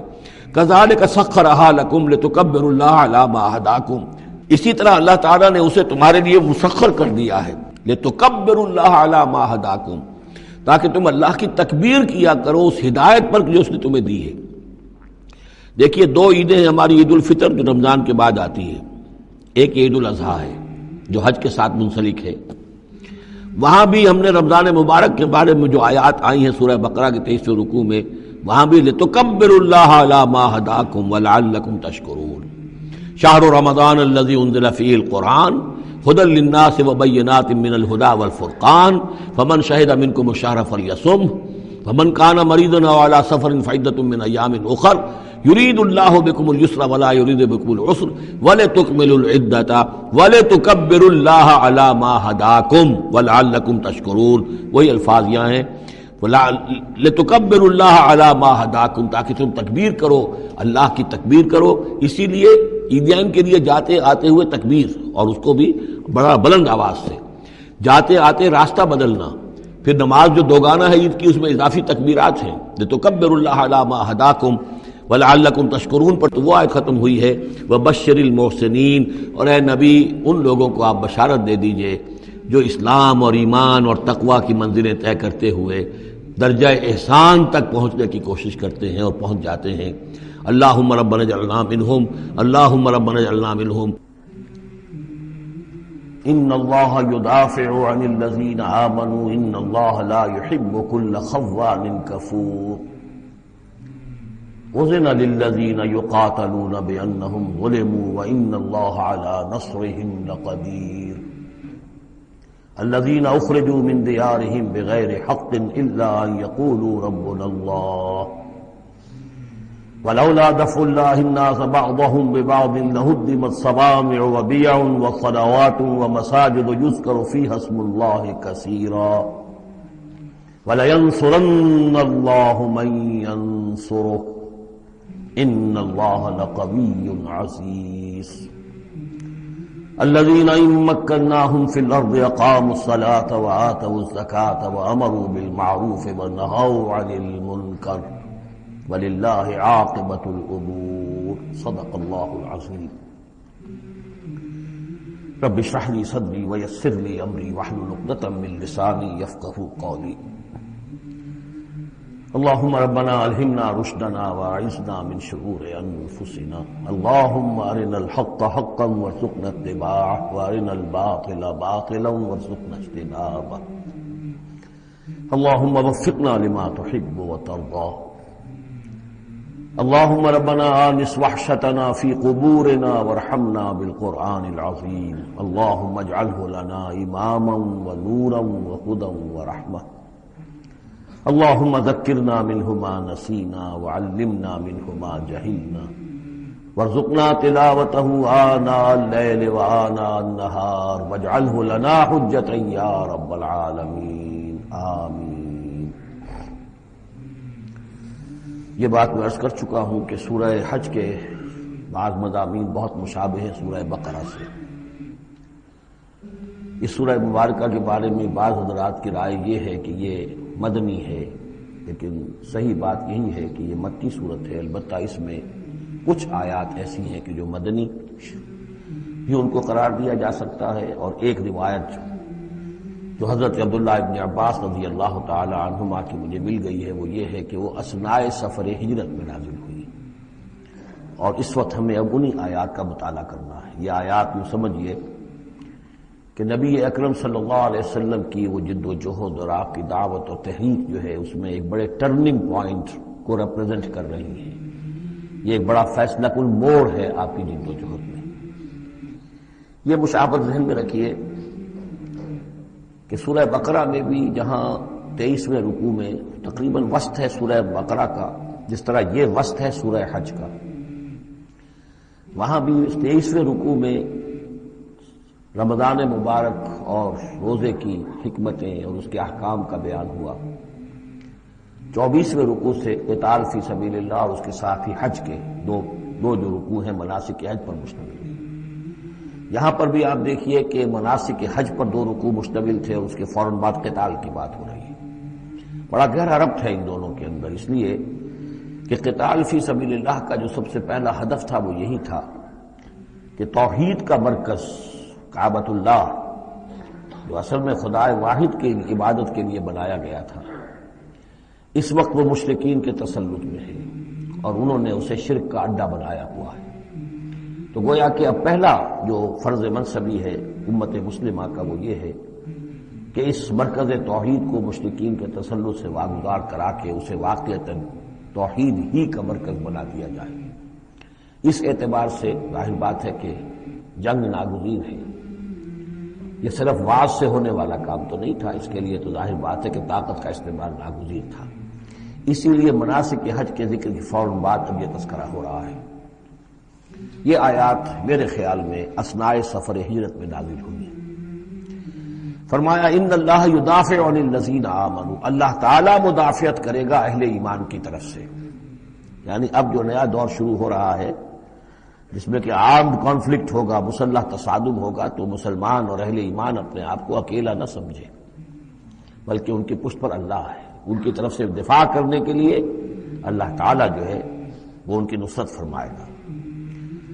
ان اللہ یدافع عن الذین آمنوا ان اللہ لا یحب کل خوان کفور، اللہ تعالیٰ کو بالکل پسند نہیں ہے یہ لوگ جو بہت خیانت کرنے والے ہیں اور ناشکرے ہیں۔ یہ کون ہیں؟ یہ قریش مکہ کہ جنہوں نے ایک طرف خیانت کی انتہا کر دی کہ توحید کے مرکز کو شرک کا اڈا بنا دیا۔ یہ امانت تھی ان کے پاس حضرت اسماعیل اور حضرت ابراہیم علیہ السلام کی، اور یہ تو اس لیے تعمیر کیا گیا تھا ربنا لیقیموا الصلاۃ، اور حضرت ابراہیم نے دعا کی تھی وجنبنی وبنی ان نعبد الاصنام، لیکن ان لوگوں نے خیانت کی ہے، ان کی وراثت کے اندر صحیح طرز عمل اختیار نہیں کیا بلکہ خیانت کی روش اختیار کی، اور کفور ہیں، بہت ناشکرے ہیں، اس لیے کہ اس گھر کی وجہ سے انہیں یہ حیثیت حاصل ہے کہ یہ مرکزی شہر بنا ہوا ہے پورے جزیرہ نما عرب کا، اس گھر کی وجہ سے انہیں ان کے قافلوں کو تحفظ حاصل ہے کہ ان کے اوپر کوئی حملہ نہیں کرتا، اور مشرق اور مغرب کی جو ٹریڈ ہے اس کے گویا کہ یہ ایک طرح سے پروپرائٹری ان کے پاس حقوق آ گئے، ایکسکلوسیو پروپرائٹری رائٹس، کہ ظاہر بات ہے کوئی اور قافلہ بچ کر جا نہیں سکتا قبائلی ریڈ سے اور حملے سے اور لوٹ مار سے، اور قریش کے قافلے کے اوپر کوئی حملہ کر نہیں سکتا، اسے کوئی چھو نہیں سکتا۔ تو اس گھر کی وجہ سے لإلاف قریش إِلَافِهِمْ رِحْلَةَ الشِّتَاءِ وَالصَّيْفِ فَلْيَعْبُدُوا رَبَّ هَذَا الْبَيْتِ، یہ جو ان کے قافلے سردیوں میں جاتے ہیں یمن کی طرف اور گرمیوں میں جاتے ہیں شام کی طرف، تو ان کو سمجھنا چاہیے کہ یہ ساری جو ان کی چلت پھرت ہے یہ تو اس گھر کے طفیل ہے، اس کی وجہ سے انہیں یہ پروٹیکشن حاصل ہے اور انہوں نے ناشکری کی ہے۔ تو اذن للذین یقاتلون بانہم ظلموا، اب اجازت دی جا رہی ہے ان لوگوں کو جن پر کہ جنگ ٹھوس دی گئی ہے، یعنی جو صورتحال پیدا کر دی گئی ہے کہ انہیں گھروں سے نکال دیا گیا، ہجرت پر مجبور کر دیا گیا، انہیں ستایا گیا، سال ہر سال سے ان پر پرسیکیوشن ہو رہی ہے، ٹارچر کیا جا رہا ہے۔ ابھی تک تو اللہ تعالیٰ نے ان کو ہاتھ روکے رکھنے کا حکم دیا ہوا تھا، کفوا ایدیکم، چاہے وہ براہ راست وحی جلی کی شکل میں قرآن میں آیت نہیں آئی تھی، لیکن حضور کے ذریعے سے اللہ تعالیٰ کا یہ حکم لوگوں تک پہنچ چکا تھا کہ خواہ کچھ بھی ہو جائے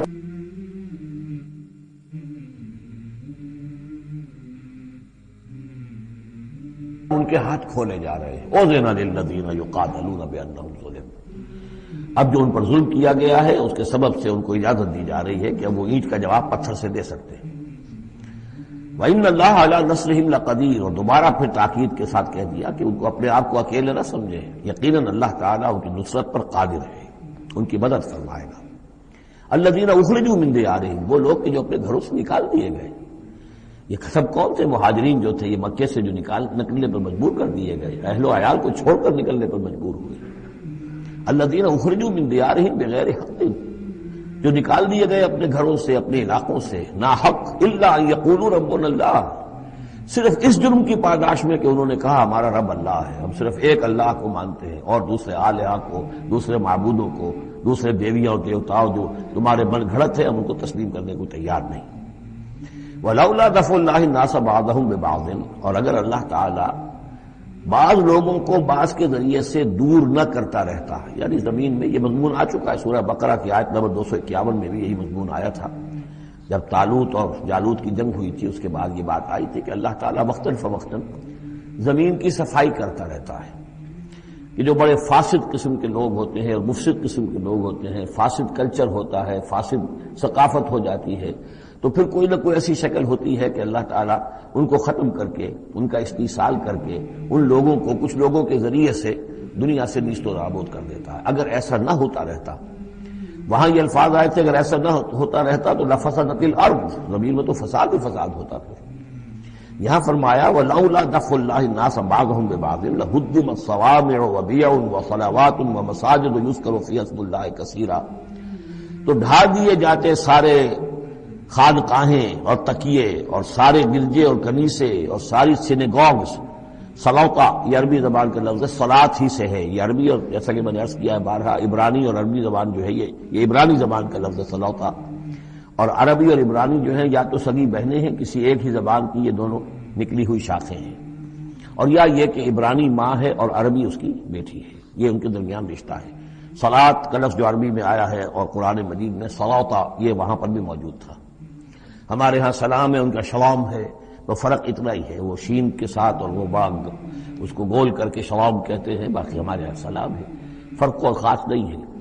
ان کا جو یوم کپور ہے وہ یوم کفارہ ہے، یوم کا تو یوم کی طرح ہے، کپور پے اور فے، جیسا کہ میں نے آپ کو بتایا تھا ذوالکفل میں پے فے کی جگہ ہو جاتی ہے، تو یوم کپور ہے ان کے ہاں، یوم کفارہ۔ تو یہ تقریباً تمام جو اصطلاحات ہیں وہ بہت ایک دوسرے کے قریب ہیں۔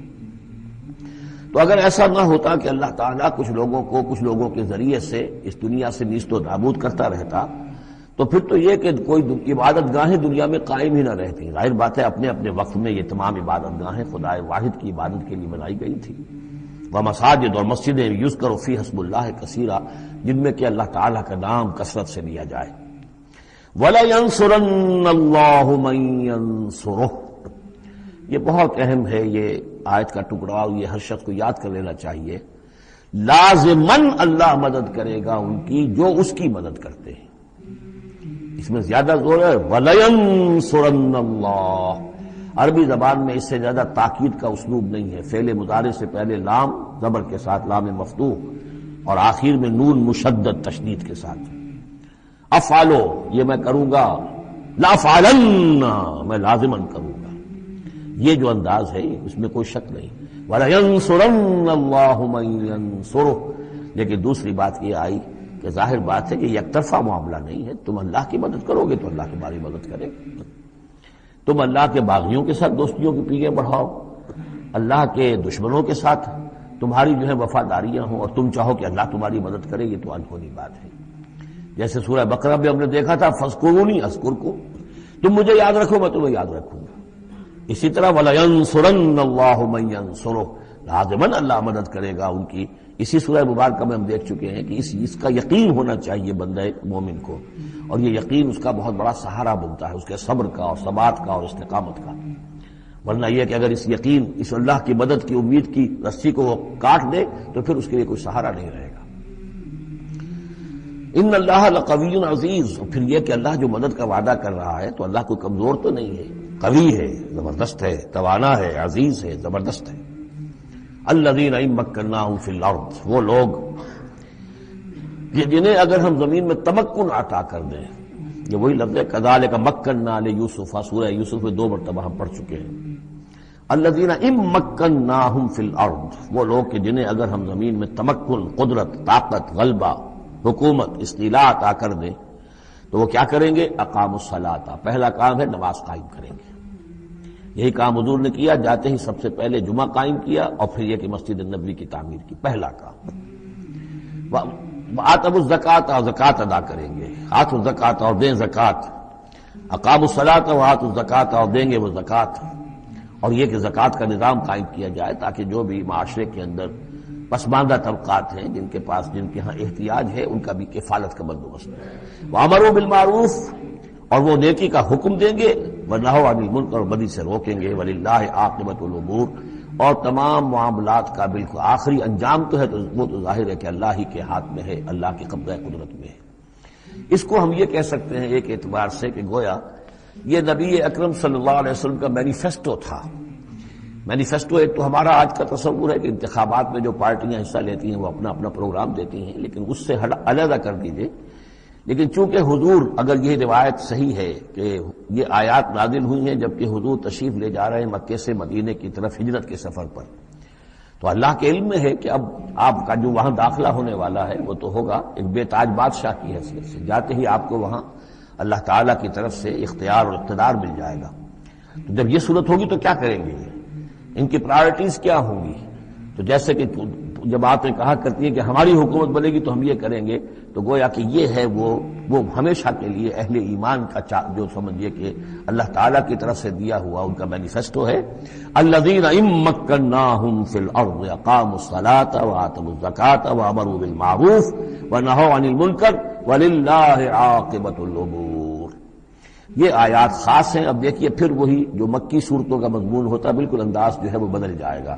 یہ آیات ہیں اثناء سفر ہجرت کی، یا ہو سکتا ہے کہ مدینہ پہنچ کر نازل ہوئی ہوں، لیکن یہ مکی صورت میں رکھ دی گئی ہیں مناسبت کے اعتبار سے کہ جہاں حج کے یہ افعال بیان ہو رہے مناسک حج، اس کے ساتھ ہی ان کو شامل کر دیا گیا. اب وہی جو عام مکی مضامین ہیں مکی صورتوں کے وہ شروع ہو جائیں گے. وَإِن يُكَذِّبُوكَ فَقَدْ كَذَّبَتْ قَبْلَهُمْ قَوْمُ نُوحٍ وَعَادٌ وَثَمُودُ. اور اے نبی اگر یہ آپ کو جھٹلا رہے ہیں تو آپ سے پہلے بھی جھٹلایا ہے قوم نوح نے، قوم عاد نے، قوم ثمود نے، قوم ابراہیم و قوم لوط.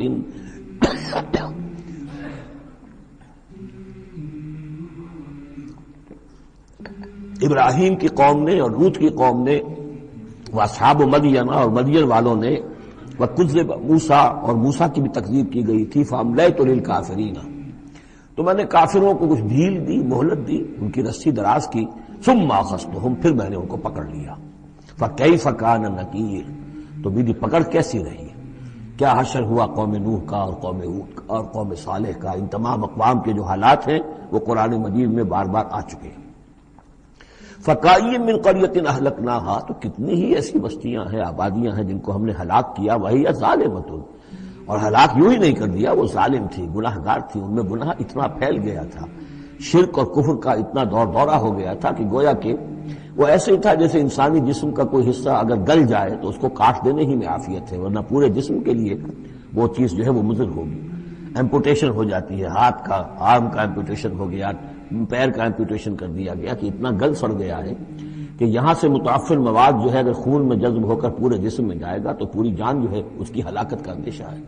تو اللہ تعالیٰ اسی طریقے سے ان بستیوں کو کہ جو اس طریقے سے گندگی کا اور برائی کا اور معصیت کا اور سیئات کا برکت بن چکی ہوں اور وہ پھوڑا بن چکی ہوں، پھر ان کے لیے یہی اللہ تعالیٰ کی طرف سے سرجیکل آپریشن ہوتا رہا ہے۔ فَكَأَيٍّ مِّن قَرْيَةٍ أَهْلَكْنَاهَا فَهِيَ ظَالِمَةٌ فَهِيَ خَاوِيَةٌ عَلَىٰ عُرُوشِهَا، وہ گری پڑی ہوئی ہیں اپنی چھتوں کے بل پر۔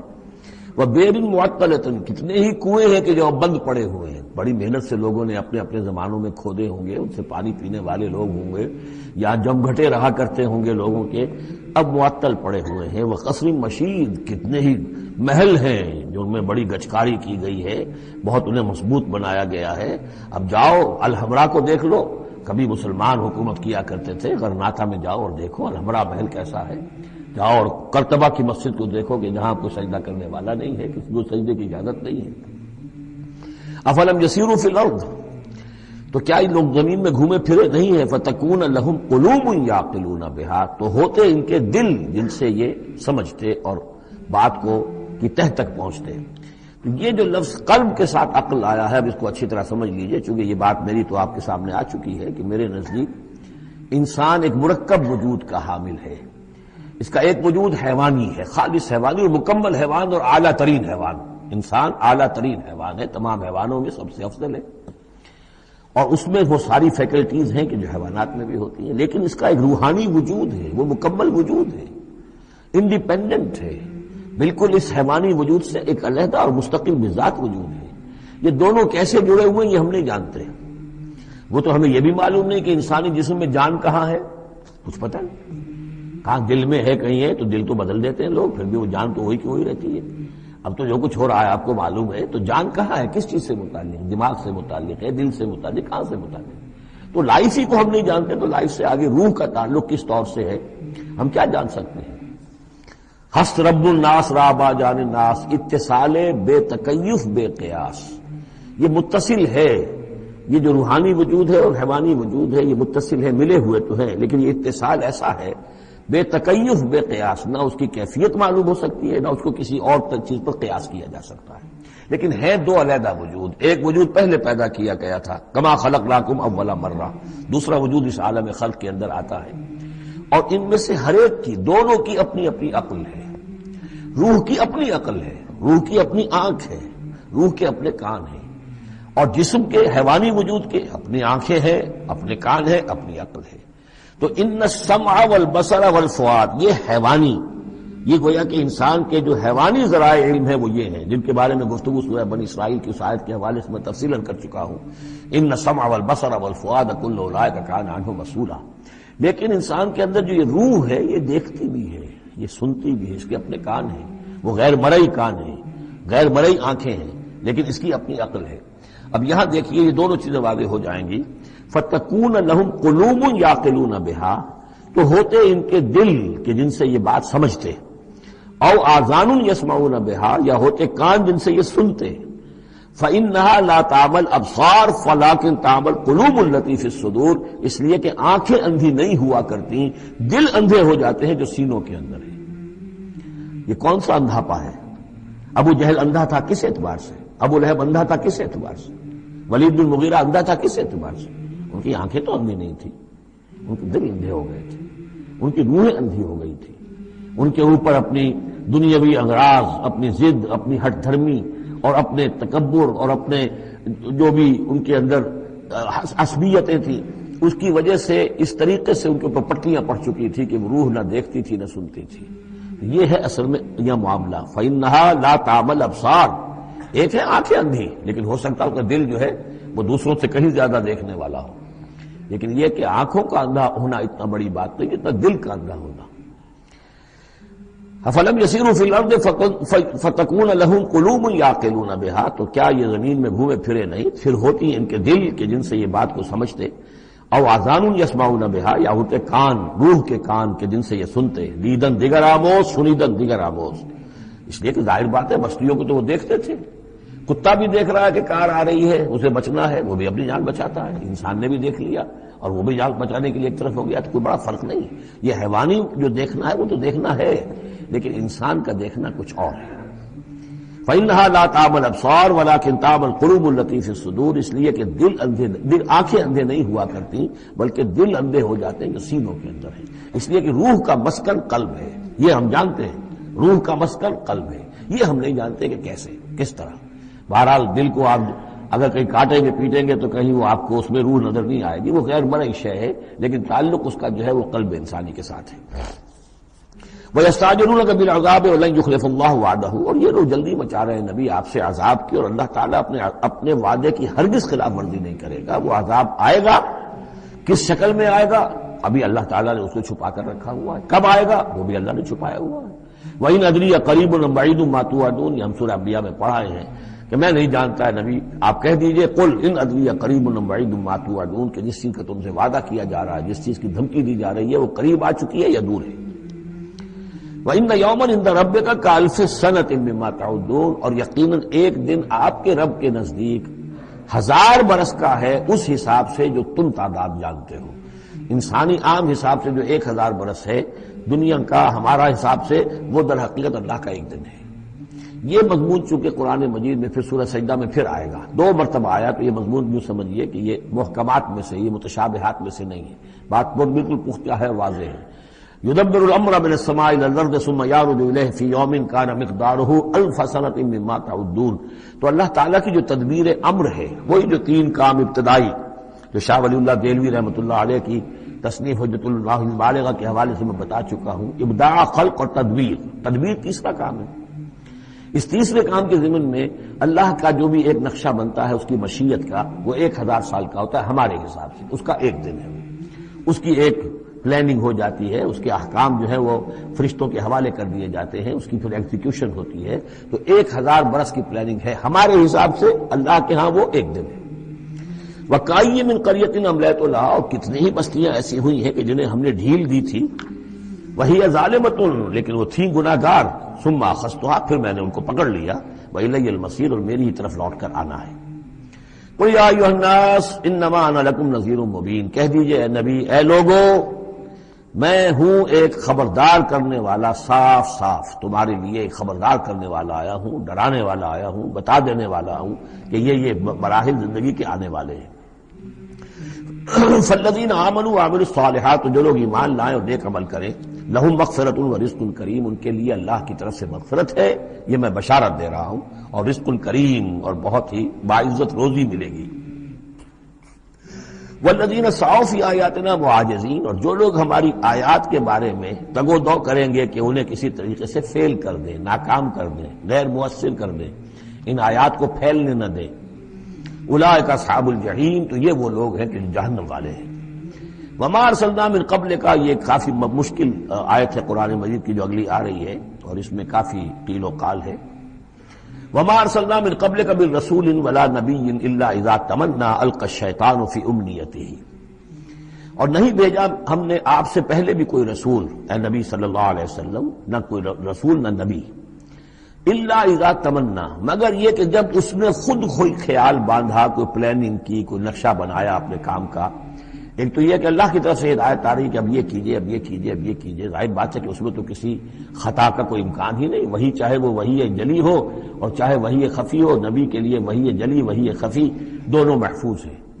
وہی خفی کے اندر بھی شیطان یا شیطانی قوتیں کوئی در اندازی نہیں کر سکتی، لیکن یہ کہ کبھی ایسا بھی ہوتا ہے کہ وہی کی طرف سے کوئی بات نہیں آئی ہے، ظاہر بات ہے کہ یہ نہیں سمجھنا چاہیے کہ نبی کی حیثیت بالکل ایسے ہے جیسے وہ کسی زمانے میں، آج کل تو شاید وہ معاملہ ختم ہو گیا، وہ تار جو جاتے تھے گٹ گٹ ہو رہی ہے، ادھر سے ہو رہی ہے، ادھر سے وہ جو مشین بول رہی ہے، تو بیچ میں تو مشین ہے، کچھ نہیں ہے۔ تو ایسا نہیں ہے کہ نبی کی اپنی کوئی شخصیت ہی نہ ہو، نبی کی اپنی کوئی سوچ ہی نہ ہو، نبی کی اپنی کوئی پلاننگ ہی نہ ہو۔ یہ تو عام انسان بھی دیکھیے، اگر کوئی آپ کو یہ کہے بس آپ کو تو جو کہا کرتے چلے جاؤ، تو آپ کہیں گے میری شخصیت، میری بھی کوئی سوچ ہے، میری بھی کوئی اس معاملے کے اندر مجھے بھی کوئی رائے جو ہے۔ تو نبی کا معاملہ یہ نہیں ہے کہ بس ہر لحظہ وہ اللہ کا حکم آ رہا ہے، نہیں، بلکہ یہ کہ ان کو ایک حکم دے دیا گیا، اس پر پھر وہ خود بھی سوچتے ہیں۔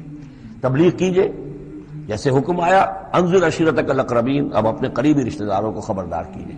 اب یہ کام نبی کا تھا کہ آپ نے حضرت علی کو حکم دیا کہ کھانے کا انتظام کرو، اور بنو ہاشم کے تمام مردوں کو آپ نے بلا لیا۔ یہ جو تدبیر ہے یہ یا محمد الرسول اللہ صلی اللہ علیہ وسلم کی۔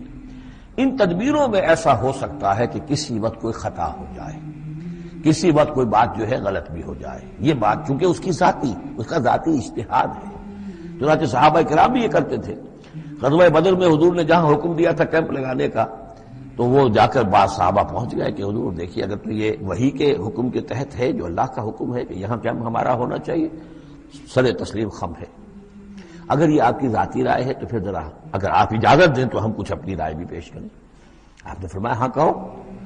انہوں نے عرض کیا کہ ہمارے نزدیک جو تجربہ ہمیں جنگوں کا ہے اس کی بنا پر ہم یہ سمجھتے ہیں کہ ہمارا جو پڑاؤ ہے، ہمارا کیمپ وہاں لگنا چاہیے، اس وادی کے اس گوشے میں۔ آپ نے فرمایا ٹھیک ہے، یہاں سے خیمے اٹھاؤ اور وہاں لگا دو۔ ظاہر بات ہے یہ تدبیر تھی ذاتی تھی محمد الرسول اللہ صلی اللہ علیہ وسلم کی۔ اس میں اختلاف کی صحابہ کو گنجائش ہے اور انہیں اپنی رائے پیش کرنے کا بھی موقع ہے۔ اگر یہ وہی سے ہوتا تو ظاہر بات ہے کہ پھر وہاں سے کوئی سوال پیدا نہیں ہوتا تھا کہ وہاں سے کیمپ اکھاڑا جائے۔ تو اس طرح کے معاملے میں خطا بھی ہو سکتی ہے، غلطی بھی ہو سکتی ہے، اور اس قسم کے معاملے میں کوئی در اندازی جو ہے شیطان کی طرف سے بھی ممکن ہے۔ اب یہ مسئلہ ایسا ہے کہ چونکہ عصمت انبیاء کے بارے میں جو بہت حساس، تمام اہل ایمان جو ہے بہت حساس ہیں، تو یہ آیت جو ہے تو یہ گویا کہ یوں سمجھیے کہ یہ حلق میں پھنس جاتی ہے، اس کو اس طریقے سے قبول کرنا بڑا مشکل ہے۔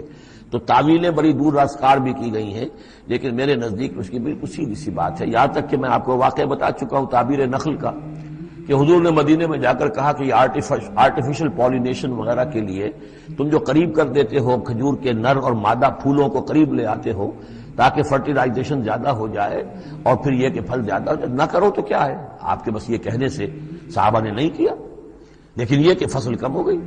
اب انہوں نے ڈرتے ڈرتے عرض کیا کہ حضور آپ نے یہ فرمایا تھا، ہم نے نہیں کیا، تعبیر نخل اس سال ہم نے نہیں کی تھی، فصل کم ہو گئی ہے۔ فرمایا انتم عالم بامور دنیاکم، یہ معاملات تمہارے، میں یہ سکھانے تمہیں نہیں آیا، ایگریکلچر سکھانے نہیں آیا تمہیں میں تو آیا ہوں یہ ہدایت دینے کے لیے۔ جو ہدایت میں دوں، جو میری جو نبوت اور رسالت کا جو ایشو ہے، جو اس کا موضوع ہے، اس پر تمہیں میری ہر بات کو ماننا ہے، لیکن یہ جو تمہارے معاملات ہیں یہ تجرباتی معاملات ہیں۔ اب دیکھیے تجرباتی، چونکہ وہ تجربہ تھا انہیں، وہ کرتے تھے، زراعت کرتے تھے، اور انہیں یہ اندازہ ہو گیا تھا کہ ایسا ہو تو اس سے یہ کہ پھل زیادہ ہوتا ہے، تو تجربے پر تھا، اور تجربے ہی کی بنیاد پر سائنس ہے۔ پوری سائنس کیا ہے؟ ایکسپیریمنٹیشن ہے نا، اسی کے اوپر تو یہ سائنس ڈیولپ ہوئی ہے۔ ان چیزوں کو جو ہے وہ اس سے خارج سمجھیے، اس میں کوئی تعلق جو ہے دین کا اس سے نہیں ہے۔ انتم اعلم بامور دنیاکم، تم اپنے ان دنیاوی معاملات کو جو تجربے پر جس کا دار و مدار انحصار ہے مجھ سے بہتر جانتے۔ یہ حدیث ہے بخاری شریف کی، الحمدللہ اللہ تعالیٰ ان پر لاکھوں نعمتیں اور اپنی رحمت نازل فرمائے، یہ چیزیں محفوظ رہ گئی ہیں ہمارے لیے، تبھی تو ہمارے لیے کچھ کہنے کا اور بولنے کا موقع ہے۔ تو فرمایا انتم عالم بامور دنیاکم۔ اسی طریقے کا مسئلہ یہ ہے وما ارسلنا من قبلک من رسول ولا نبی الا اذا تمنا، جب وہ کوئی اپنی اسکیم بناتے ہیں، اپنی پلاننگ کرتے ہیں، القى الشیطان فی امنیتہ، تو شیطان ان کے خیال میں کچھ ڈال دیتا ہے۔ امنیہ کہتے ہیں تمنا، آرزو۔ اب دیکھیے آدمی سوچتا ہے یہ حسرہ ہو جانا چاہیے، یہ کام یوں ہونا چاہیے، مثلا جبکہ آپ نے دیکھا کہ مکہ مکرمہ میں تو میرا قیام ناممکن ہو گیا ہے، اس لیے کہ ابو طالب کے انتقال کے بعد وہ جو خاندانی ایک پروٹیکشن حاصل تھی بنو ہاشم کی، وہ ختم ہو گئی، اور اب خاندان بنی ہاشم کا سردار بھی ابو لہب ہو گیا ہے کہ جو بہت ہی سخت دشمن ہے ذاتی طور پر حضور کا۔ تو پھر آپ نے سوچا اب کیا کروں، کس طرف جاؤں، کدھر دیکھوں، کسے آواز دوں؟ تو آپ نے طائف کا سفر کیا، لیکن یہ کہ وہاں پہ آپ جو ہے ناکام وہاں سے آنا پڑا، وہاں کوئی آپ کو ریسپانس نہیں ملی، بلکہ زندگی کا سخت ترین دن جو ہے حضرت عائشہ صدیقہ رضی اللہ تعالیٰ عنہ کی روایت موجود ہے، ان کے ہوش کے دوران تو سمجھیے کہ غزوہ احد کا دن سخت ترین تھا، تو انہوں نے کبھی پوچھ لیا کہ حضور آپ پر احد کے دن سے بھی سخت دن کوئی گزرا ہے؟ آپ نے فرمایا ہاں، طائف کا دن مجھ پر اس سے کہیں زیادہ سخت تھا، وہ سختی ہوئی حضور پر۔ لیکن اللہ تعالیٰ کی مشیت میں کیا تھا کہ یہ سعادت جو ہے یہ طائف کے لیے نہیں لکھی تھی، یہ سعادت یثرب کے لیے لکھی تھی، جو مدینہ منورہ بننے کی سعادت جو ہے، مدینۃ النبی بننے کی سعادت اللہ کی حکمت میں مدینہ کے لیے تھی۔ وہاں حضور گئے بھی نہیں اور وہاں کے 6 آدمی ایمان لے آئے اور کھڑکی کھل گئی۔ وما ارسلنا من قبلک من رسول ولا نبی الا اذا تمنى القى الشیطان فی امنیته فینسخ اللہ ما یلقی الشیطان، پھر اللہ منسوخ کر دیتا ہے، ختم کر دیتا ہے اس چیز کو کہ جو شیطان نے ڈالا ہوتا ہے۔ ثم یحکم اللہ آیاتہ، پھر اللہ تعالیٰ اپنے فیصلوں کو پختہ کر دیتا ہے۔ یہاں آیت جو ہے آیات ہی فیصلوں کے معنی میں ہے۔ واللہ علیم الحکیم، اور اللہ سب کو جاننے والا کمال حکمت والا ہے۔ یہ توجیہ ہے میرے نزدیک، اور یہ قریب ترین ہے اس توجیہ سے کہ جو موضح القرآن میں شاہ عبد القادر رحمۃ اللہ علیہ ان کی طرف سے ہے، تو اس حوالے سے واقعہ یہ ہے کہ مجھے اس پر کافی اطمینان ہے۔ لِيَجْعَلَ مَا يُلْقِي الشَّيْطَانُ فِتْنَةً فِي قُلُوبِهِمْ مَرَضٌ لِلَّذِينَ فِي قُلُوبِهِمْ مَرَضٌ، اور اس میں بھی اللہ کی ایک حکمت ہے کہ شیطان کی طرف سے جو کوئی آمیزش ہو جاتی ہے کسی وقت اس قسم کے معاملات میں، تو اس کو اللہ تعالیٰ فتنہ بنا دیتا ہے ان لوگوں کے لیے جن کے دلوں میں مرض ہوتا ہے، روگ ہوتا ہے، والقاسیۃ قلوبہم، اور جن کے دل سخت ہو چکے ہوتے ہیں۔ وَإِنَّ الظَّالِمِينَ لَفِي شِقَاقٍ بَعِيدٍ، اور یقیناً ظالم جو ہیں وہ تو یقیناً مخالفت میں اور دشمنی میں بہت دور جا چکے ہیں۔ وَلِيَعْلَمَ الَّذِينَ أُوتُوا الْعِلْمَ، اور یہ تاکہ جان لے وہ لوگ کہ جنہیں علم دیا گیا تھا، انہ الحق من ربک، کہ یہ سب حق ہے آپ کے رب کی طرف سے۔ پھر جو بھی آخری فیصلہ اللہ کا آتا ہے اس پر پورا انشراح ہو جاتا ہے۔ فیؤمنوا بہ، تو وہ اس پر ایمان رکھتے ہیں، فتخبت له قلوبهم، اور اس پر ان کے دل جو ہے وہ اللہ کے سامنے جھک جاتے ہیں۔ وان اللہ لہادی الذین آمنوا الی صراط مستقیم، اور یقیناً اللہ تعالیٰ ہدایت دینے والا ہے ان کو جو ایمان لائیں سیدھے راستے کی طرف۔ یعنی کبھی اس طرح کی کوئی غلطی ہو بھی جائے، ایبریشنز جس کو ہم کہیں گے، ذرا کہیں ہو بھی جائے، تو اللہ تعالیٰ پھر راستہ سیدھا کر دیتا ہے اور پھر ان کے رخ کو بالکل صحیح سمت میں موڑ دیتا ہے۔ وَلَا يَزَالُ الَّذِينَ كَفَرُوا فِي مِرْيَةٍ مِّنْهُ، اور یہ لوگ جو کفر کر رہے ہیں ان کو تو یہ تو شک و شبہ ہی میں رہیں گے، ان کے شکوک و شبہات کبھی ختم ہونے والے نہیں ہیں۔ حَتَّىٰ تَأْتِيَهُمُ السَّاعَةُ بَغْتَةً، یہاں تک کہ یا تو قیامت آ دھمکے ان پر اچانک، اور یاتیہم عذاب یوم عقیم، یا پھر وہ عذاب جو ہے بانج دن کا، یعنی ایسا دن کہ جو خیر سے خالی ہوگا، بانج ہوگا، بانج دن یوم عقیم کا جو عذاب ہے وہ ان پر مسلط ہو جائے۔ الملک یومئذ للہ، اس دن راج ہوگا پھر صرف اللہ کا، کسی کے پاس کوئی اختیار نہیں ہوگا۔ یحکم بینہم، یعنی یہ کہ آج بھی راج تو اللہ ہی کا ہے، حکم اسی کا چل رہا ہے، لیکن یہ کہ پھر بھی کچھ نہ کچھ پردے پڑے ہوئے ہیں، کچھ نہ کچھ ڈرامے سے ہو رہے ہیں کہ یہاں یہ بادشاہ صاحب ہیں اور یہاں یہ سردار ہے قبیلے کا، کچھ نہ کچھ لوگوں کے نگاہوں کے اوپر پردے پڑے ہوئے ہیں، لیکن ایک دن آئے گا کہ وہ سب پردے اٹھ جائیں گے۔ لمن الملک اليوم للہ الواحد القہار، پکارا جائے گا آج کے دن کس کی بادشاہی ہے؟ اللہ کی جو واحد ہے، قہار۔ یحکم بینہم، وہ ان کے مابین فیصلہ کرے گا۔ فالذین آمنوا وعملوا الصالحات فی جنات النعیم، تو جو لوگ ایمان لائے اور انہوں نے نیک عمل کیے ہوں گے وہ ہوں گے جنتوں میں، نعمتوں والے باغات میں۔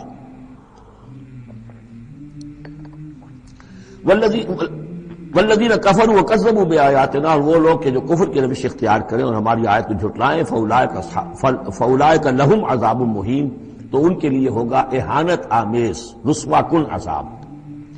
والذین ہاجروا فی سبیل اللہ، اب دیکھیے یہ ہجرت کا، چونکہ یہ بالکل یعنی مکی دور کے بالکل آخری زمانے کی یہ صورت ہے، بالکل متصل سمجھیے، جیسے کہ ہجرت کے متصل بعد سورہ بقرہ، ہجرت کے بالکل متصل قبل یہ سورہ حج۔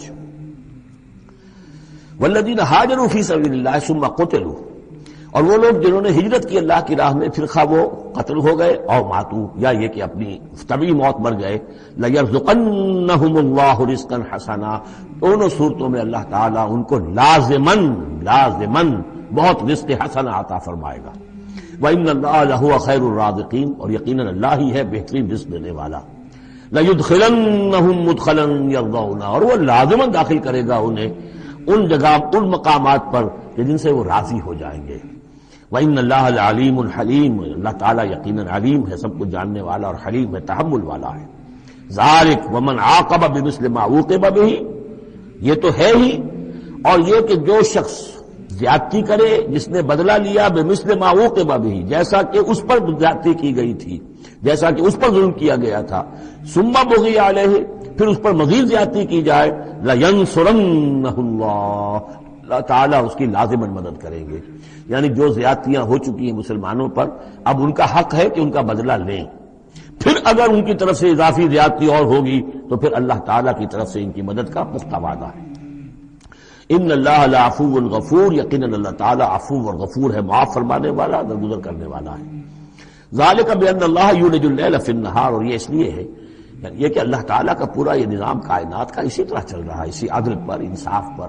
یہ نہ ہو تو جیسے کہ ابھی آیت آئی تھی کہ اگر ایک گروہ کو دوسرے گروہ کے ذریعے سے ہٹاتے نہ رہتے، نیست و نابود نہ کرتے رہتے تو زمین میں فساد بن جاتا. لہدمت صوامع وبیع وصلوات ومساجد یذکر فیہا اسم اللہ کثیرا. اس طرح فرمایا کہ ہمارا ایک نظام ہے جو اس دنیا کا ہے، اس طرح کا ایک نظام جو ہے وہ آفاقی بھی ہے. ذالک بان اللہ یولج اللیل فی النہار، یہ اس لیے کہ اللہ تعالیٰ رات کو لے آتا ہے دن میں پروتا ہوا، ویولج النہار فی اللیل، اور دن کو لے آتا ہے رات میں پروتے ہوئے. وان اللہ سمیع بصیر، اللہ سب کچھ سننے والا اور دیکھنے والا ہے. ذالک بان اللہ هو الحق، یہ اس لیے کہ اللہ ہی حق ہے، ذات برحق، جس کا حق ہونا قطعی ہے، یقینی.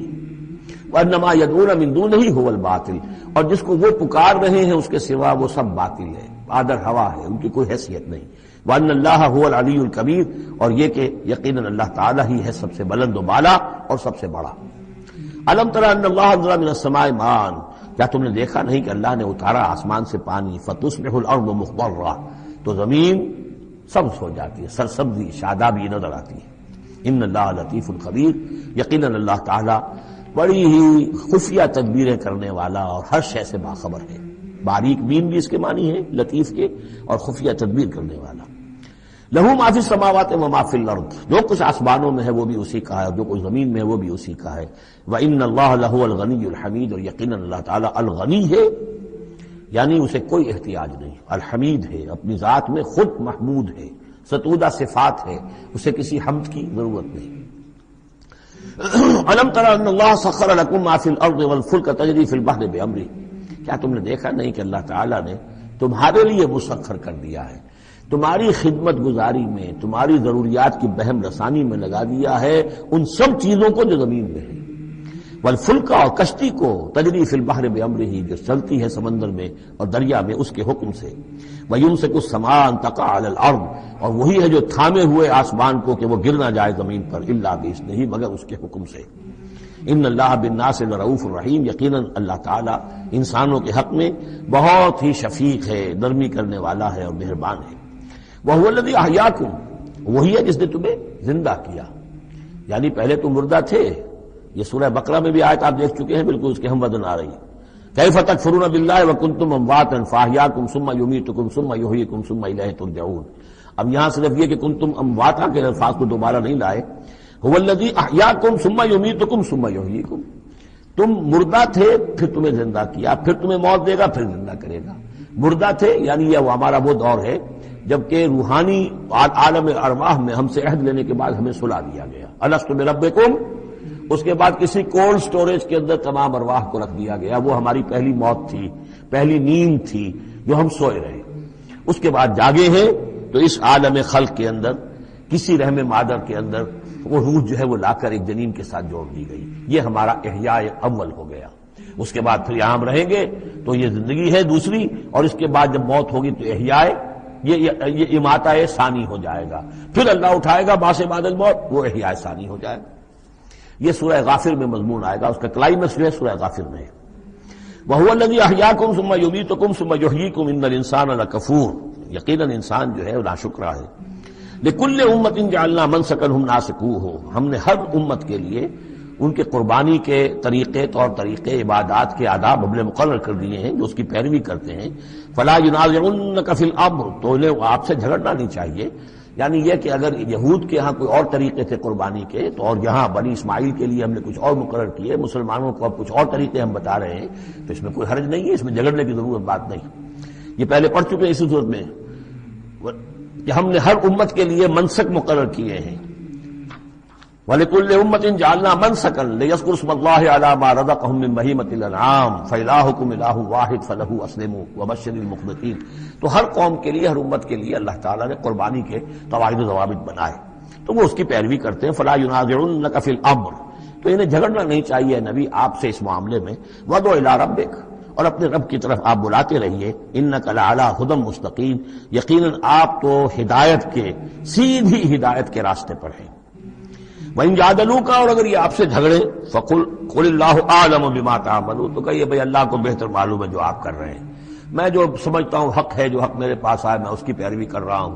آپ اگر اپنی جگہ سمجھتے ہیں کہ آپ زیادہ حق پر ہیں تو ٹھیک ہے، آپ جانیں، آپ کا رب جانے. اللہ یحکم بینکم یوم القیامہ، اللہ فیصلہ کر دے گا تمہارے مابین قیامت کے دن، فیما کنتم فیہ تختلفون، ان تمام چیزوں کے بارے میں جس میں تم اختلاف کرتے رہے تھے. الم تعلم ان اللہ یعلم ما فی السماء والارض، کیا تم جانتے نہیں کہ اللہ تعالیٰ جانتا ہے جو کچھ کہ ہے آسمان میں اور زمین میں. ان فی ذالک کتاب، اور یہ ایک کتاب میں لکھا ہوا ہے، یہ وہی ام الکتاب ہے، وہی اللہ تعالیٰ کے علم قدیم کی کتاب ہے. ان ذالک علی اللہ یسیر، اور یہ چیز اللہ پر بہت آسان ہے، تمہیں مشکل معلوم ہوتا ہے. وَيَعْبُدُونَ مِن دُونِ اللَّهِ مَا لَمْ يُنَزِّلْ بِهِ سُلْطَانًا، اور وہ پوج رہے ہیں، پرستش کر رہے ہیں اللہ کے سوا ایسی چیزوں کی جس کے لیے کہ اللہ نے کوئی سند نہیں اتاری. یعنی اللہ کو تو ہم بھی مانتے ہیں، وہ بھی مانتے ہیں. اب اضافی جس کو وہ مانگ رہے ہیں تو اللہ کی طرف سے کوئی سند ہونی چاہیے ان کے لیے، تب تو درست ہے. اگر اللہ کی طرف سے سند نہیں ہے تو وہ بے بنیاد ہے. وَمَا لَيْسَ لَهُم بِهِ علم، نہ صرف یہ کہ کوئی سند نہیں ہے، کوئی علم بھی نہیں ہے، کوئی معقول بات ہو، کوئی دلیل ہو، کوئی بنیاد ہو، کوئی منطق کے اندر، کوئی عقل کے اندر، بالکل بے بنیاد باتیں. وَمَا لِلظَّالِمِينَ مِن نَصِيرٍ، ایسے ظالموں کا کوئی مددگار نہیں ہوگا. وَإِذَا تُتْلَىٰ عَلَيْهِمْ آيَاتُنَا بَيِّنَاتٍ، اور جب ان کو سنائی جاتی ہیں پڑھ کر ہماری آیات بینات، تعرف فی وجوہ الذین کفروا المنکر، تو تم دیکھتے ہو کہ ان کافروں کے چہروں کے اندر سخت ناگواری کے آثار پیدا ہو جاتے ہیں. بجائے اس کے کہ وہ اللہ کی آیات سن کر ان کے دل کھل اٹھیں، ان کے اندر خوشی کی کیفیت پیدا ہو، انبساط پیدا ہو. ہمارے رب کا کلام ہے. تعرف فی وجوہ الذین کفروا المنکر، تم دیکھتے ہو بڑی ناگواری کے آثار ہیں. یکادون یسطون بالذین یتلون علیہم آیاتنا، ان قریب ہوتا ہے کہ پل پڑیں گے، وہ حملہ آور ہو جائیں گے، کبوٹی کر دیں گے ان کی جو انہیں ہماری آیات پڑھ کر سنا رہے ہیں. قل افانبئکم بشر من ذالکم، ان سے کہیے تو کیا میں تمہیں بتاؤں جس قدر تمہیں ناگواری اس وقت ہو رہی ہے، تم پر بڑی سختی بیت رہی ہے اللہ کی آیات جو تمہیں سنائی جا رہی ہیں، کیا اس سے بھی زیادہ بری بات کون سی ہے بتاؤں؟ النار، وہ آگ جس کے کہ تم مستحق ہو رہے ہو اپنے اس کفر اور انکار کی وجہ سے. وعدہ اللہ الذین کفروا، اللہ نے وعدہ کیا ہے اس آگ کا کافروں سے. وبئس المصیر، وہ بہت ہی برا ٹھکانہ ہے. اب جو یہ آخری رکوع آ رہا ہے سورہ مبارکہ کا، اس کے ترجمے سے پہلے مجھے تھوڑی سی تمہیداً کچھ بات عرض کرنی ہے. یہ جو ایک دعوت رجوع القرآن کی ایک تحریک ہم نے شروع کی، اور الحمدللہ کہ میں اس میں اپنی زندگی کے لگ بھگ 35 برس اب صرف کر چکا ہوں، اور اسی کے پھر کوکھ سے تنظیم اسلامی اور تحریک خلافت نے جنم لیا ہے. اس دعوت رجوع القرآن کی جو بنیاد ہے اور جس کو کہ میں نے ذریعہ بنایا ہے قرآن مجید سے لوگوں کو متعارف کرانے کا، اور قرآن مجید کے ذریعے سے دین کے جامع تصور کو لوگوں کے سامنے پیش کرنے کا، اور قرآن مجید کے ذریعے سے دین کی طرف سے جو بنیادی فرائض ہم پر عائد ہوتے ہیں اس کا ایک جامع تصور دینے کا جو میں نے کام کیا ہے، اس کے لیے ذریعہ میں نے بنایا ہے ایک منتخب نصاب کو، مطالعہ قرآن حکیم کا منتخب نصاب. یہ جو منتخب نصاب ہے یہ تقریباً کل قرآن کے 1/15 حجم کے اندر یوں سمجھیے کہ 2 پاروں کے لگ بھگ ہے، مائنس پلس کم و بیش 2 پارے ہوں گے. تو اس میں ان آیات کو لیا گیا ہے کہ جن میں ایک تو یہ کہ دین کا جامع تصور بہت مختصر الفاظ میں سامنے آ جائے، اور جو فرائض دینی ہیں جس کا کہ ہم سے باز پرس ہونی ہے، جس کے بارے میں پوچھ گچھ ہونی ہے، تو اس کا صحیح تصور ہمیں معلوم ہے. نماز روزہ یہ تو فرض ہے، سب جانتے ہیں. اس کے علاوہ بھی کوئی چیز فرض ہے، کسی چیز کے بارے میں ہم مسئول ہیں، ذمہ داری ہماری ہے یا نہیں. تو وہ جو منتخب نصاب ہے اس کے مختلف جو حصے ہیں، ہم کچھ حصوں سے گزرے ہیں، لیکن یہ میں آج سوچ رہا تھا کہ جیسے میں نے آپ کو بتایا تھا کہ حروف مقطعات کا معاملہ یہ ہے کہ 29 حروف ہیں یا 28 حروف ہیں عربی زبان کے الفابیٹس جو ہیں، شروع کے حصوں میں سے حروف میں سے بہت کم ہے جو حروف مقطعات میں آئے، اور آخری جو حصہ ہے اس کے تختی کے، اس کے بہت سے حروف ہیں، اکثر و بیشتر ہیں کہ جو حروف مقطعات میں آئے. تو یہ پہلی مرتبہ میرا ذہن ادھر گیا ہے کہ ہمارے اس منتخب نصاب میں بھی یہ چیز کوئی میرے پیش نظر نہیں تھی کہ جان بوجھ کر ایسا کیا ہو. زیادہ حصے اسباق وہی ہیں کہ جو نصف ثانی سے متعلق ہیں، بلکہ قرآن مجید کے آخری حصے سے زیادہ جو ہیں وہ اس میں مقامات اور آیات اور رکوع یا صورتیں شامل ہوئی ہیں. لیکن اس وقت اس کا تعارف میں یہ کرا رہا ہوں کہ اس کا ایک بڑا مرکزی درس ہے کہ جو اگلی جو یہ رکوع آ رہا ہے جو 6 آیات پر مشتمل ہے، یہ اس کا بڑا مرکزی درس ہے. یہ جو میرا منتخب نصاب ہے اس کے 6 حصے ہیں. نقطہ آغاز ہے سورۃ العصر، والعصر ان الانسان لفی خسر الا الذین آمنوا وعملوا الصالحات وتواصوا بالحق وتواصوا بالصبر. مختصر ترین صورت، جامع ترین صورت. انسان کی نجات کے یہ 4 لوازم ہیں: ایمان، عمل صالح، تواصی بالحق، تواصی بالصبر. پھر 3 اور مقامات ہم نے اس میں ایسے ہی جامع مقامات جس میں یہ چاروں چیزیں تقریباً بیان ہوئی ہیں وہ شامل کر کے وہ پہلا حصہ ہو گیا. اس کا ایک درس ہم گزر چکے ہیں سورہ بقرہ میں، آیت البر، اس کا درس نمبر 2 ہے. لیس البر ان تولوا وجوہکم قبل المشرق والمغرب. نیکی جو تم نے سمجھی ہوئی ہے، کسی نے کسی شے کو نیکی سمجھا ہوا، کسی نے کسی کو نیکی سمجھا ہوا ہے. اصل نیکی کیا ہے؟ پوری نیکی کیا ہے؟ نیکی کی روح کیا ہے؟ جڑ بنیاد کیا ہے؟ نیکی کے مظاہر کیا ہیں؟ ان مظاہر میں پھر اقدمیت کس چیز کی ہے، اولیت کس شے کی ہے، ثانوی درجے میں کون سی ہے، پھر چوٹی کیا ہے، سمم بولم کیا ہے، سب سے اونچا جو مقام ہے، جو مقام مطلوب ہے وہ کیا ہے. اسی طریقے سے پھر اس کا دوسرا حصہ جو ہے اس منتخب نصاب کا، اس میں کچھ ایمان سے متعلق مباحث ہیں. ایمان کن چیزوں کا نام ہے، کیسے ایمان وجود میں آتا ہے. تو اس میں سورہ فاتحہ بھی ہے، وہ بھی ہم پڑھ چکے ہیں. اور پھر سورہ آل عمران کا جو آخری رکوع کی آیات، ان فی خلق السماوات والارض واختلاف اللیل والنہار یہ بھی جو ہے لآیات لأولی الالباب. پھر یہ کہ ایک اور سبق اس کا وہ ہے جو اگلی جو صورت آج ہی ہم پڑھیں گے انشاءاللہ، سورہ نور کا جو 5واں رکوع ہے وہ بھی اس کا ایک سبق ہے. آج کے ہمارے اس حصے میں اصل میں 3 اسباق آ رہے ہیں کہ جو اس منتخب نصاب کے، اسی لیے میں نے مناسب سمجھا کہ اس منتخب نصاب کا آپ سے تعارف کرا دوں. پھر یہ تیسرا حصہ اس کا جو ہے وہ اعمال صالحہ، عمل صالح کی تفصیل کیا ہے، انفرادی سطح پر کیا عمل ہونا چاہیے، اجتماعی سطح پر کیا ہونا چاہیے، معاشرتی سطح پر کیسے ہونا چاہیے، ریاستی سطح پر کیا ہونا چاہیے. تو اس میں خاص طور پہ معاشرتی سطح سے متعلق وہ سورہ بنی اسرائیل کے 2 رکوع ہم پڑھ چکے ہیں جو 15ویں پارے میں آئے. سورہ بنی اسرائیل میں 3 اور 4 رکوع، جو میں نے عرض کیا تھا کہ یہ 10 کمانڈمنٹس جو ہیں تورات کے، ان کی یہ تعبیر ہے، قرآن مجید کی تشریح یہ ہے ان کی. تو اس طریقے سے یہ درس جو ہمارا وہ چلتا ہوا، پھر آخر تک جو حصے آئیں گے میں بر وقت آپ کو بتاتا جاؤں گا. لیکن یہ درس جو ہے یہ بھی در حقیقت اس کے تیسرے حصے کا آخری یا چوتھے حصے کا پہلا درس ہے، بالکل مرکزی جگہ. 3 حصے ادھر، 3 حصے ادھر. یہ اس اعتبار سے جامع ترین مقام ہے قرآن کا کہ قرآن کی دعوت کو 2 حصوں میں تقسیم کر کے بیان کیا گیا. ایک قرآن کی دعوت عمومی ہے، ہر انسان، کل نوع بشر کے لیے، اس لیے کہ حضور کی بعثت تمام انسانوں کے لیے ہے. ہر انسان کسے باشد، چاہے شمال کا ہو، جنوب کا ہو، مشرق کا ہو، مغرب کا ہو، کالا ہو، گورا ہو، پیلا ہو، نیلا ہو، کوئی ہو، سب کے لیے کیا دعوت ہے قرآن کی. قرآن کیا کہتا ہے، کوئی ہے یا نہیں؟ پہلے درجے میں تو دعوت عمومی الی کافۃ الناس. دوسرے درجے میں دعوت خصوصی، یہ کن کے لیے ہے؟ جو ماننے کا اعلان کرے. پہلی دعوت دعوت ایمان ہے، مانو اللہ کو، مانو رسول کو، مانو آخرت کو، مانو بعث بعد الموت کو، مانو جنت کو، مانو دوزخ کو. یہ ہے عام. جو یہ مانتے ہی نہیں، اب ان سے کوئی اور کلام نہیں. ان سے ہم کیسے کہیں گے نماز پڑھو اور روزہ رکھو؟ وہ اللہ کو نہیں مانتے، قرآن کو نہیں مانتے، نبی کو نہیں مانتے. تو دعوت ایمان ہے دعوت عام قرآن مجید کی. اور پھر جو ایمان کا دعویٰ کریں اب ان سے خطاب ہے کہ اب جگر تھام کے بیٹھو، میری باری آئی. جب تم نے مان لیا تو ماننے کا یہ تقاضا پورا کرنا پڑے گا. اب وہ دعوت عمل ہوگی، یہ کرو اور یہ کرو اور یہ کرو اور یہ کرو.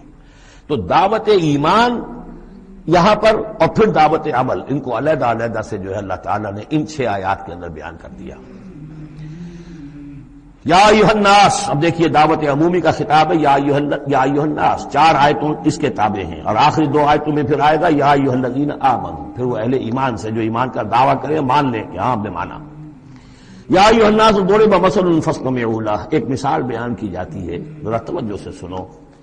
ان الذین تدعون من دون اللہ لن یخلقوا ذبابا ولو اجتمعوا لہ. یقیناً وہ معبود جنہیں تم پکار رہے ہو اللہ کے سوا، یہ بت تمہارے چونکہ جو مخاطب اولین تھے وہ بت پرست تھے. لن یخلقوا ذبابا، یہ تو اس پر بھی قادر نہیں ہے کہ مکھی تک کو پیدا کر سکے. ولو اجتمعوا لہ، یہ جو کعبے میں رکھے ہوئے 360 کے 360 بت مل جل کر بھی ایک مکھی پیدا کرنا چاہے تو نہیں کر سکتے.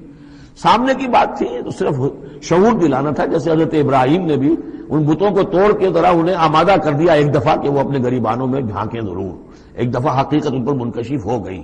اسی طرح یہ مثال دی جا رہی ہے. وہیں یسلبھم الذباب شیئا، اور یہ تو بات بہت دور کی ہے کہ وہ مکھی کو پیدا کرے. مکھی ان سے کوئی چیز چھین کر لے جائے، ان کے سامنے حلوے مانڈے رکھتے ہو، مکھیاں بنبناتی ہیں، وہ تو مکھیاں بھی اڑا نہیں سکتے. ان یسلبہم الذباب شیئا لا یستنقذوہ منہ، تو اسے واپس چھین نہیں سکتے، حاصل نہیں کر سکتے. ضعف الطالب والمطلوب، بہت کمزور ہے طالب بھی اور مطلوب بھی. یہ ان تین الفاظ میں قرآن مجید کا توحید کا جو عملی لب لباب ہے وہ آ گیا ہے. انسان جو ہے، جو بھی کسی بھی درجے میں باشعور انسان ہے، اس کا کوئی نہ کوئی آئیڈیل ہے، آدرش ہے، کوئی نصب العین ہے جس کے لیے وہ بھاگ دوڑ کرتا ہے، محنت کرتا ہے دن رات.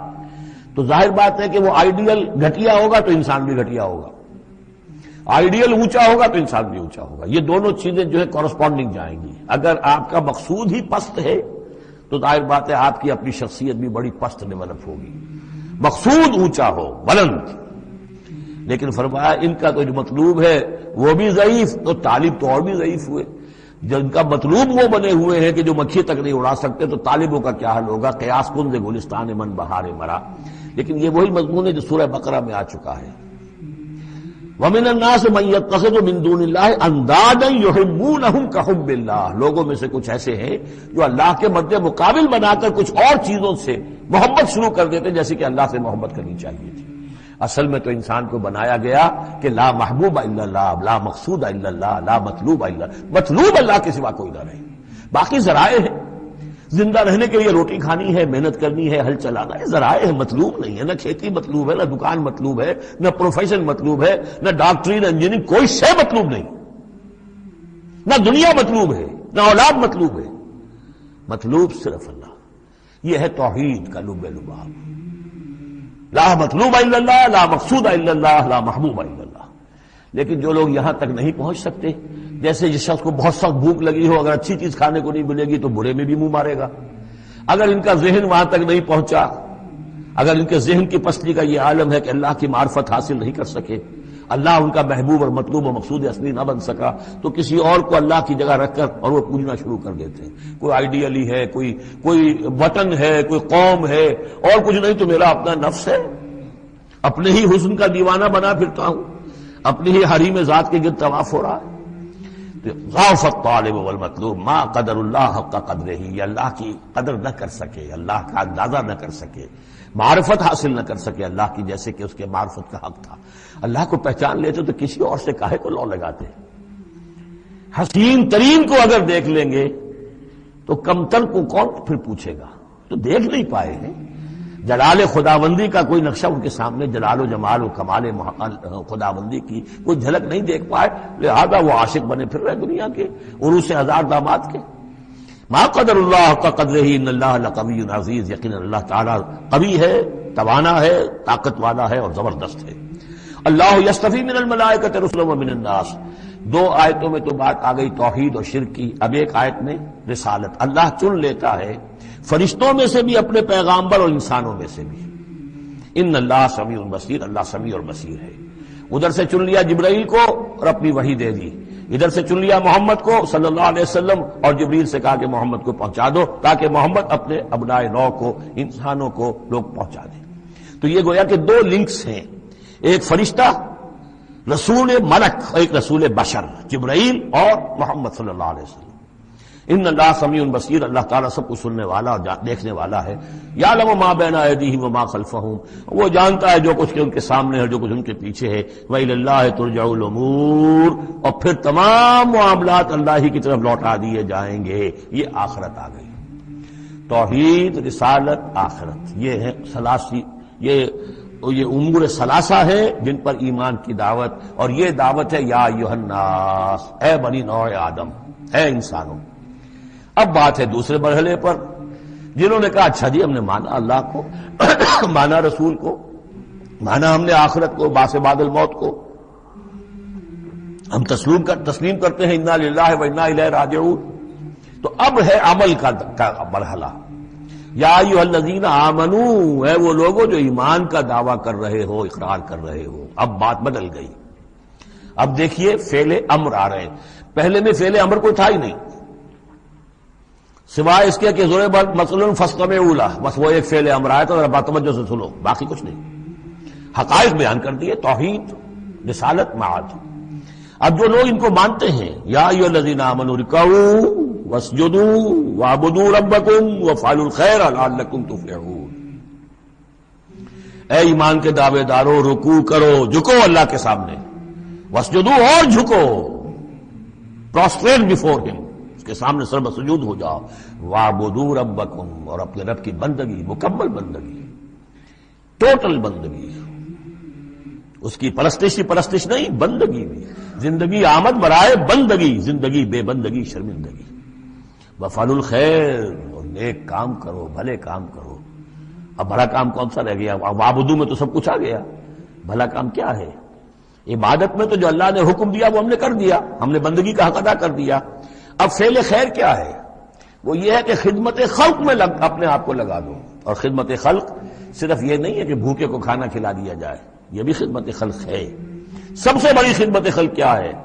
ان کی عاقبت سنوارنے کی کوشش کرو، یہ سموچے جہنم کے اندر جا رہے ہیں، گویا کہ دعوت، ان کو بچاؤ، ان لوگوں کو اس حقائق سے خود بھی جن سے کہ تم آشنا ہو گئے ہو، جو حقائق تم پر منکشف ہو گئے ہیں، ان سے انہیں بھی روشناس کرو تاکہ ان کی عاقبت سنور جائے، ان کی بھی زندگی درست ہو جائے۔ لعلکم تفلحون، یہ کرو گے تو فلاح پاؤ گے۔ بہت اہم نکتہ ہے یہ۔ ایمان کے دعوے دارو یہ نہ سمجھ بیٹھو بس ایمان لے آئے تو بس فلاح ہی فلاح ہے، کامیابی ہو گئی، بس نہیں، یہ شہادت گاہ الفت میں قدم رکھنا ہے، یہ تو ابھی قدم رکھا ہے آپ نے، اب یہ کرو اور یہ کرو اور یہ کرو اور یہ کرو تاکہ فلاح پاؤ۔ اگر اس کے بغیر اللہ کی توقع کیے بیٹھے ہو تو یہ تمہارا اپنا خیال ہے، وشفل تھنکنگ ہے۔ تلک امانیکم قل ہاتوا برہانکم ان کنتم صادقین، یہ تو پھر تمہاری اپنے من گھڑت خیالات ہیں۔ اور اس سے بھی اگلا حکم ہے وجاہدوا فی اللہ حق جہادہ، جہاد کرو پھر اللہ کے لیے جیسا کہ اس کے لیے جہاد کا حق ہے۔ جی نہیں، یہ سجدہ جو ہے صرف حضرت شافعی کے نزدیک ہے، امام شافعی کے۔ وجاہدوا فی اللہ حق جہادہ، اور جہاد کرو اللہ کے لیے جیسا کہ اس کے لیے جہاد کا حق ہے۔ هو اجتباکم، اس نے تمہیں چن لیا ہے۔ کیا مانی؟ اب نبوت محمد پر ختم ہو رہی ہے صلی اللہ علیہ وسلم، اب آئندہ جبریل کسی کے پاس وحی نہیں لائیں گے کہ پھر وہ وحی پہنچائے لوگوں کو۔ اب یہ کام یہ کہ وہی جو جبریل وحی لائے اور جو محمد نے تمہیں پہنچا دی، اب تمہیں پہنچا دی ہے پوری نوع انسانی کی طرف۔ یہ ہے تیسری لنک، هو اجتباکم، اپنے نصیب پر فخر کرو، اللہ نے تمہیں چن لیا ہے، سلیکٹ کر لیا ہے۔ یہ بالکل وہی مضمون اب آ گیا جو سورہ بقرہ میں آیا تھا، وَكَذَلِكَ جَعَلْنَاكُمْ أُمَّةً وَسَطًا لِتَكُونُوا شُهَدَاءَ عَلَى النَّاسِ وَيَكُونَ الرَّسُولُ عَلَيْكُمْ شَهِيدًا۔ وہی مضمون آ رہا ہے، هُوَ اجْتَبَاكُمْ وَمَا جَعَلَ عَلَيْكُمْ فِي الدِّينِ مِنْ حَرَجٍ، اور تمہارے لیے تو ہم نے دین کے اندر کوئی تنگی رکھی ہی نہیں، ملت ابیکم ابراہیم، یہ تمہارے جد ابراہیم ہی کی ملت ہے۔ هُوَ سَمَّاكُمُ الْمُسْلِمِينَ، اسی نے تمہارا نام مسلم رکھا ہے، اللہ نے تمہیں اس مسلم کا خطاب دیا ہے۔ حضرت ابراہیم نے بھی یہی کہا تھا، ربنا وجعلنا مسلمین لک ومن ذریتنا امۃ مسلمۃ لک، ہماری امت میں سے بھی ایک امت مسلمہ اٹھائی ہو، من قبل وفی ھذا، اس سے پہلے بھی اور اس میں بھی، لیکون الرسول شہیدا علیکم وتکونوا شہداء علی الناس، وہی مضمون جو سورہ بقرہ میں تھا، وکذالک جعلناکم امۃ وسطا لتکونوا شہداء علی الناس ویکون الرسول علیکم شہیدا۔ فرق کیا ہے؟ وہاں پہلے امت کا ذکر ہے پھر رسول کا ذکر، یہاں پہلے رسول کا ذکر ہے پھر امت کا ذکر۔ لِيَكُونَ الرَّسُولُ شَهِيدًا عَلَيْكُمْ وَتَكُونُوا شُهَدَاءَ عَلَى النَّاسِ فَأَقِيمُوا الصَّلَاةَ۔ پس اس کو اپنی پوری طرح سمجھنے کے بعد اب بسم اللہ کرو، قدم آگے بڑھاؤ، تو سب سے پہلے قدم کہاں بڑھاؤ گے؟ فَأَقِيمُوا الصَّلَاةَ وَآتُوا الزَّكَاةَ، نماز قائم کرو، زکوٰۃ ادا کرو، واعتصموا باللہ، اور اللہ کے ساتھ چمٹ جاؤ، اللہ کے دامن سے وابستہ ہو جاؤ۔ هو مولاکم، وہ تمہارا مولا ہے، مددگار ہے، پشت پناہ ہے، حمایتی ہے۔ فنعم المولا ونعم النصیر، کیا ہی اچھا ہے حمایتی اور کیا ہی اچھا ہے مددگار۔ بارک اللہ لی ولکم فی القرآن العظیم ونفعنی وإیاکم بالآیات والذکر الحکیم۔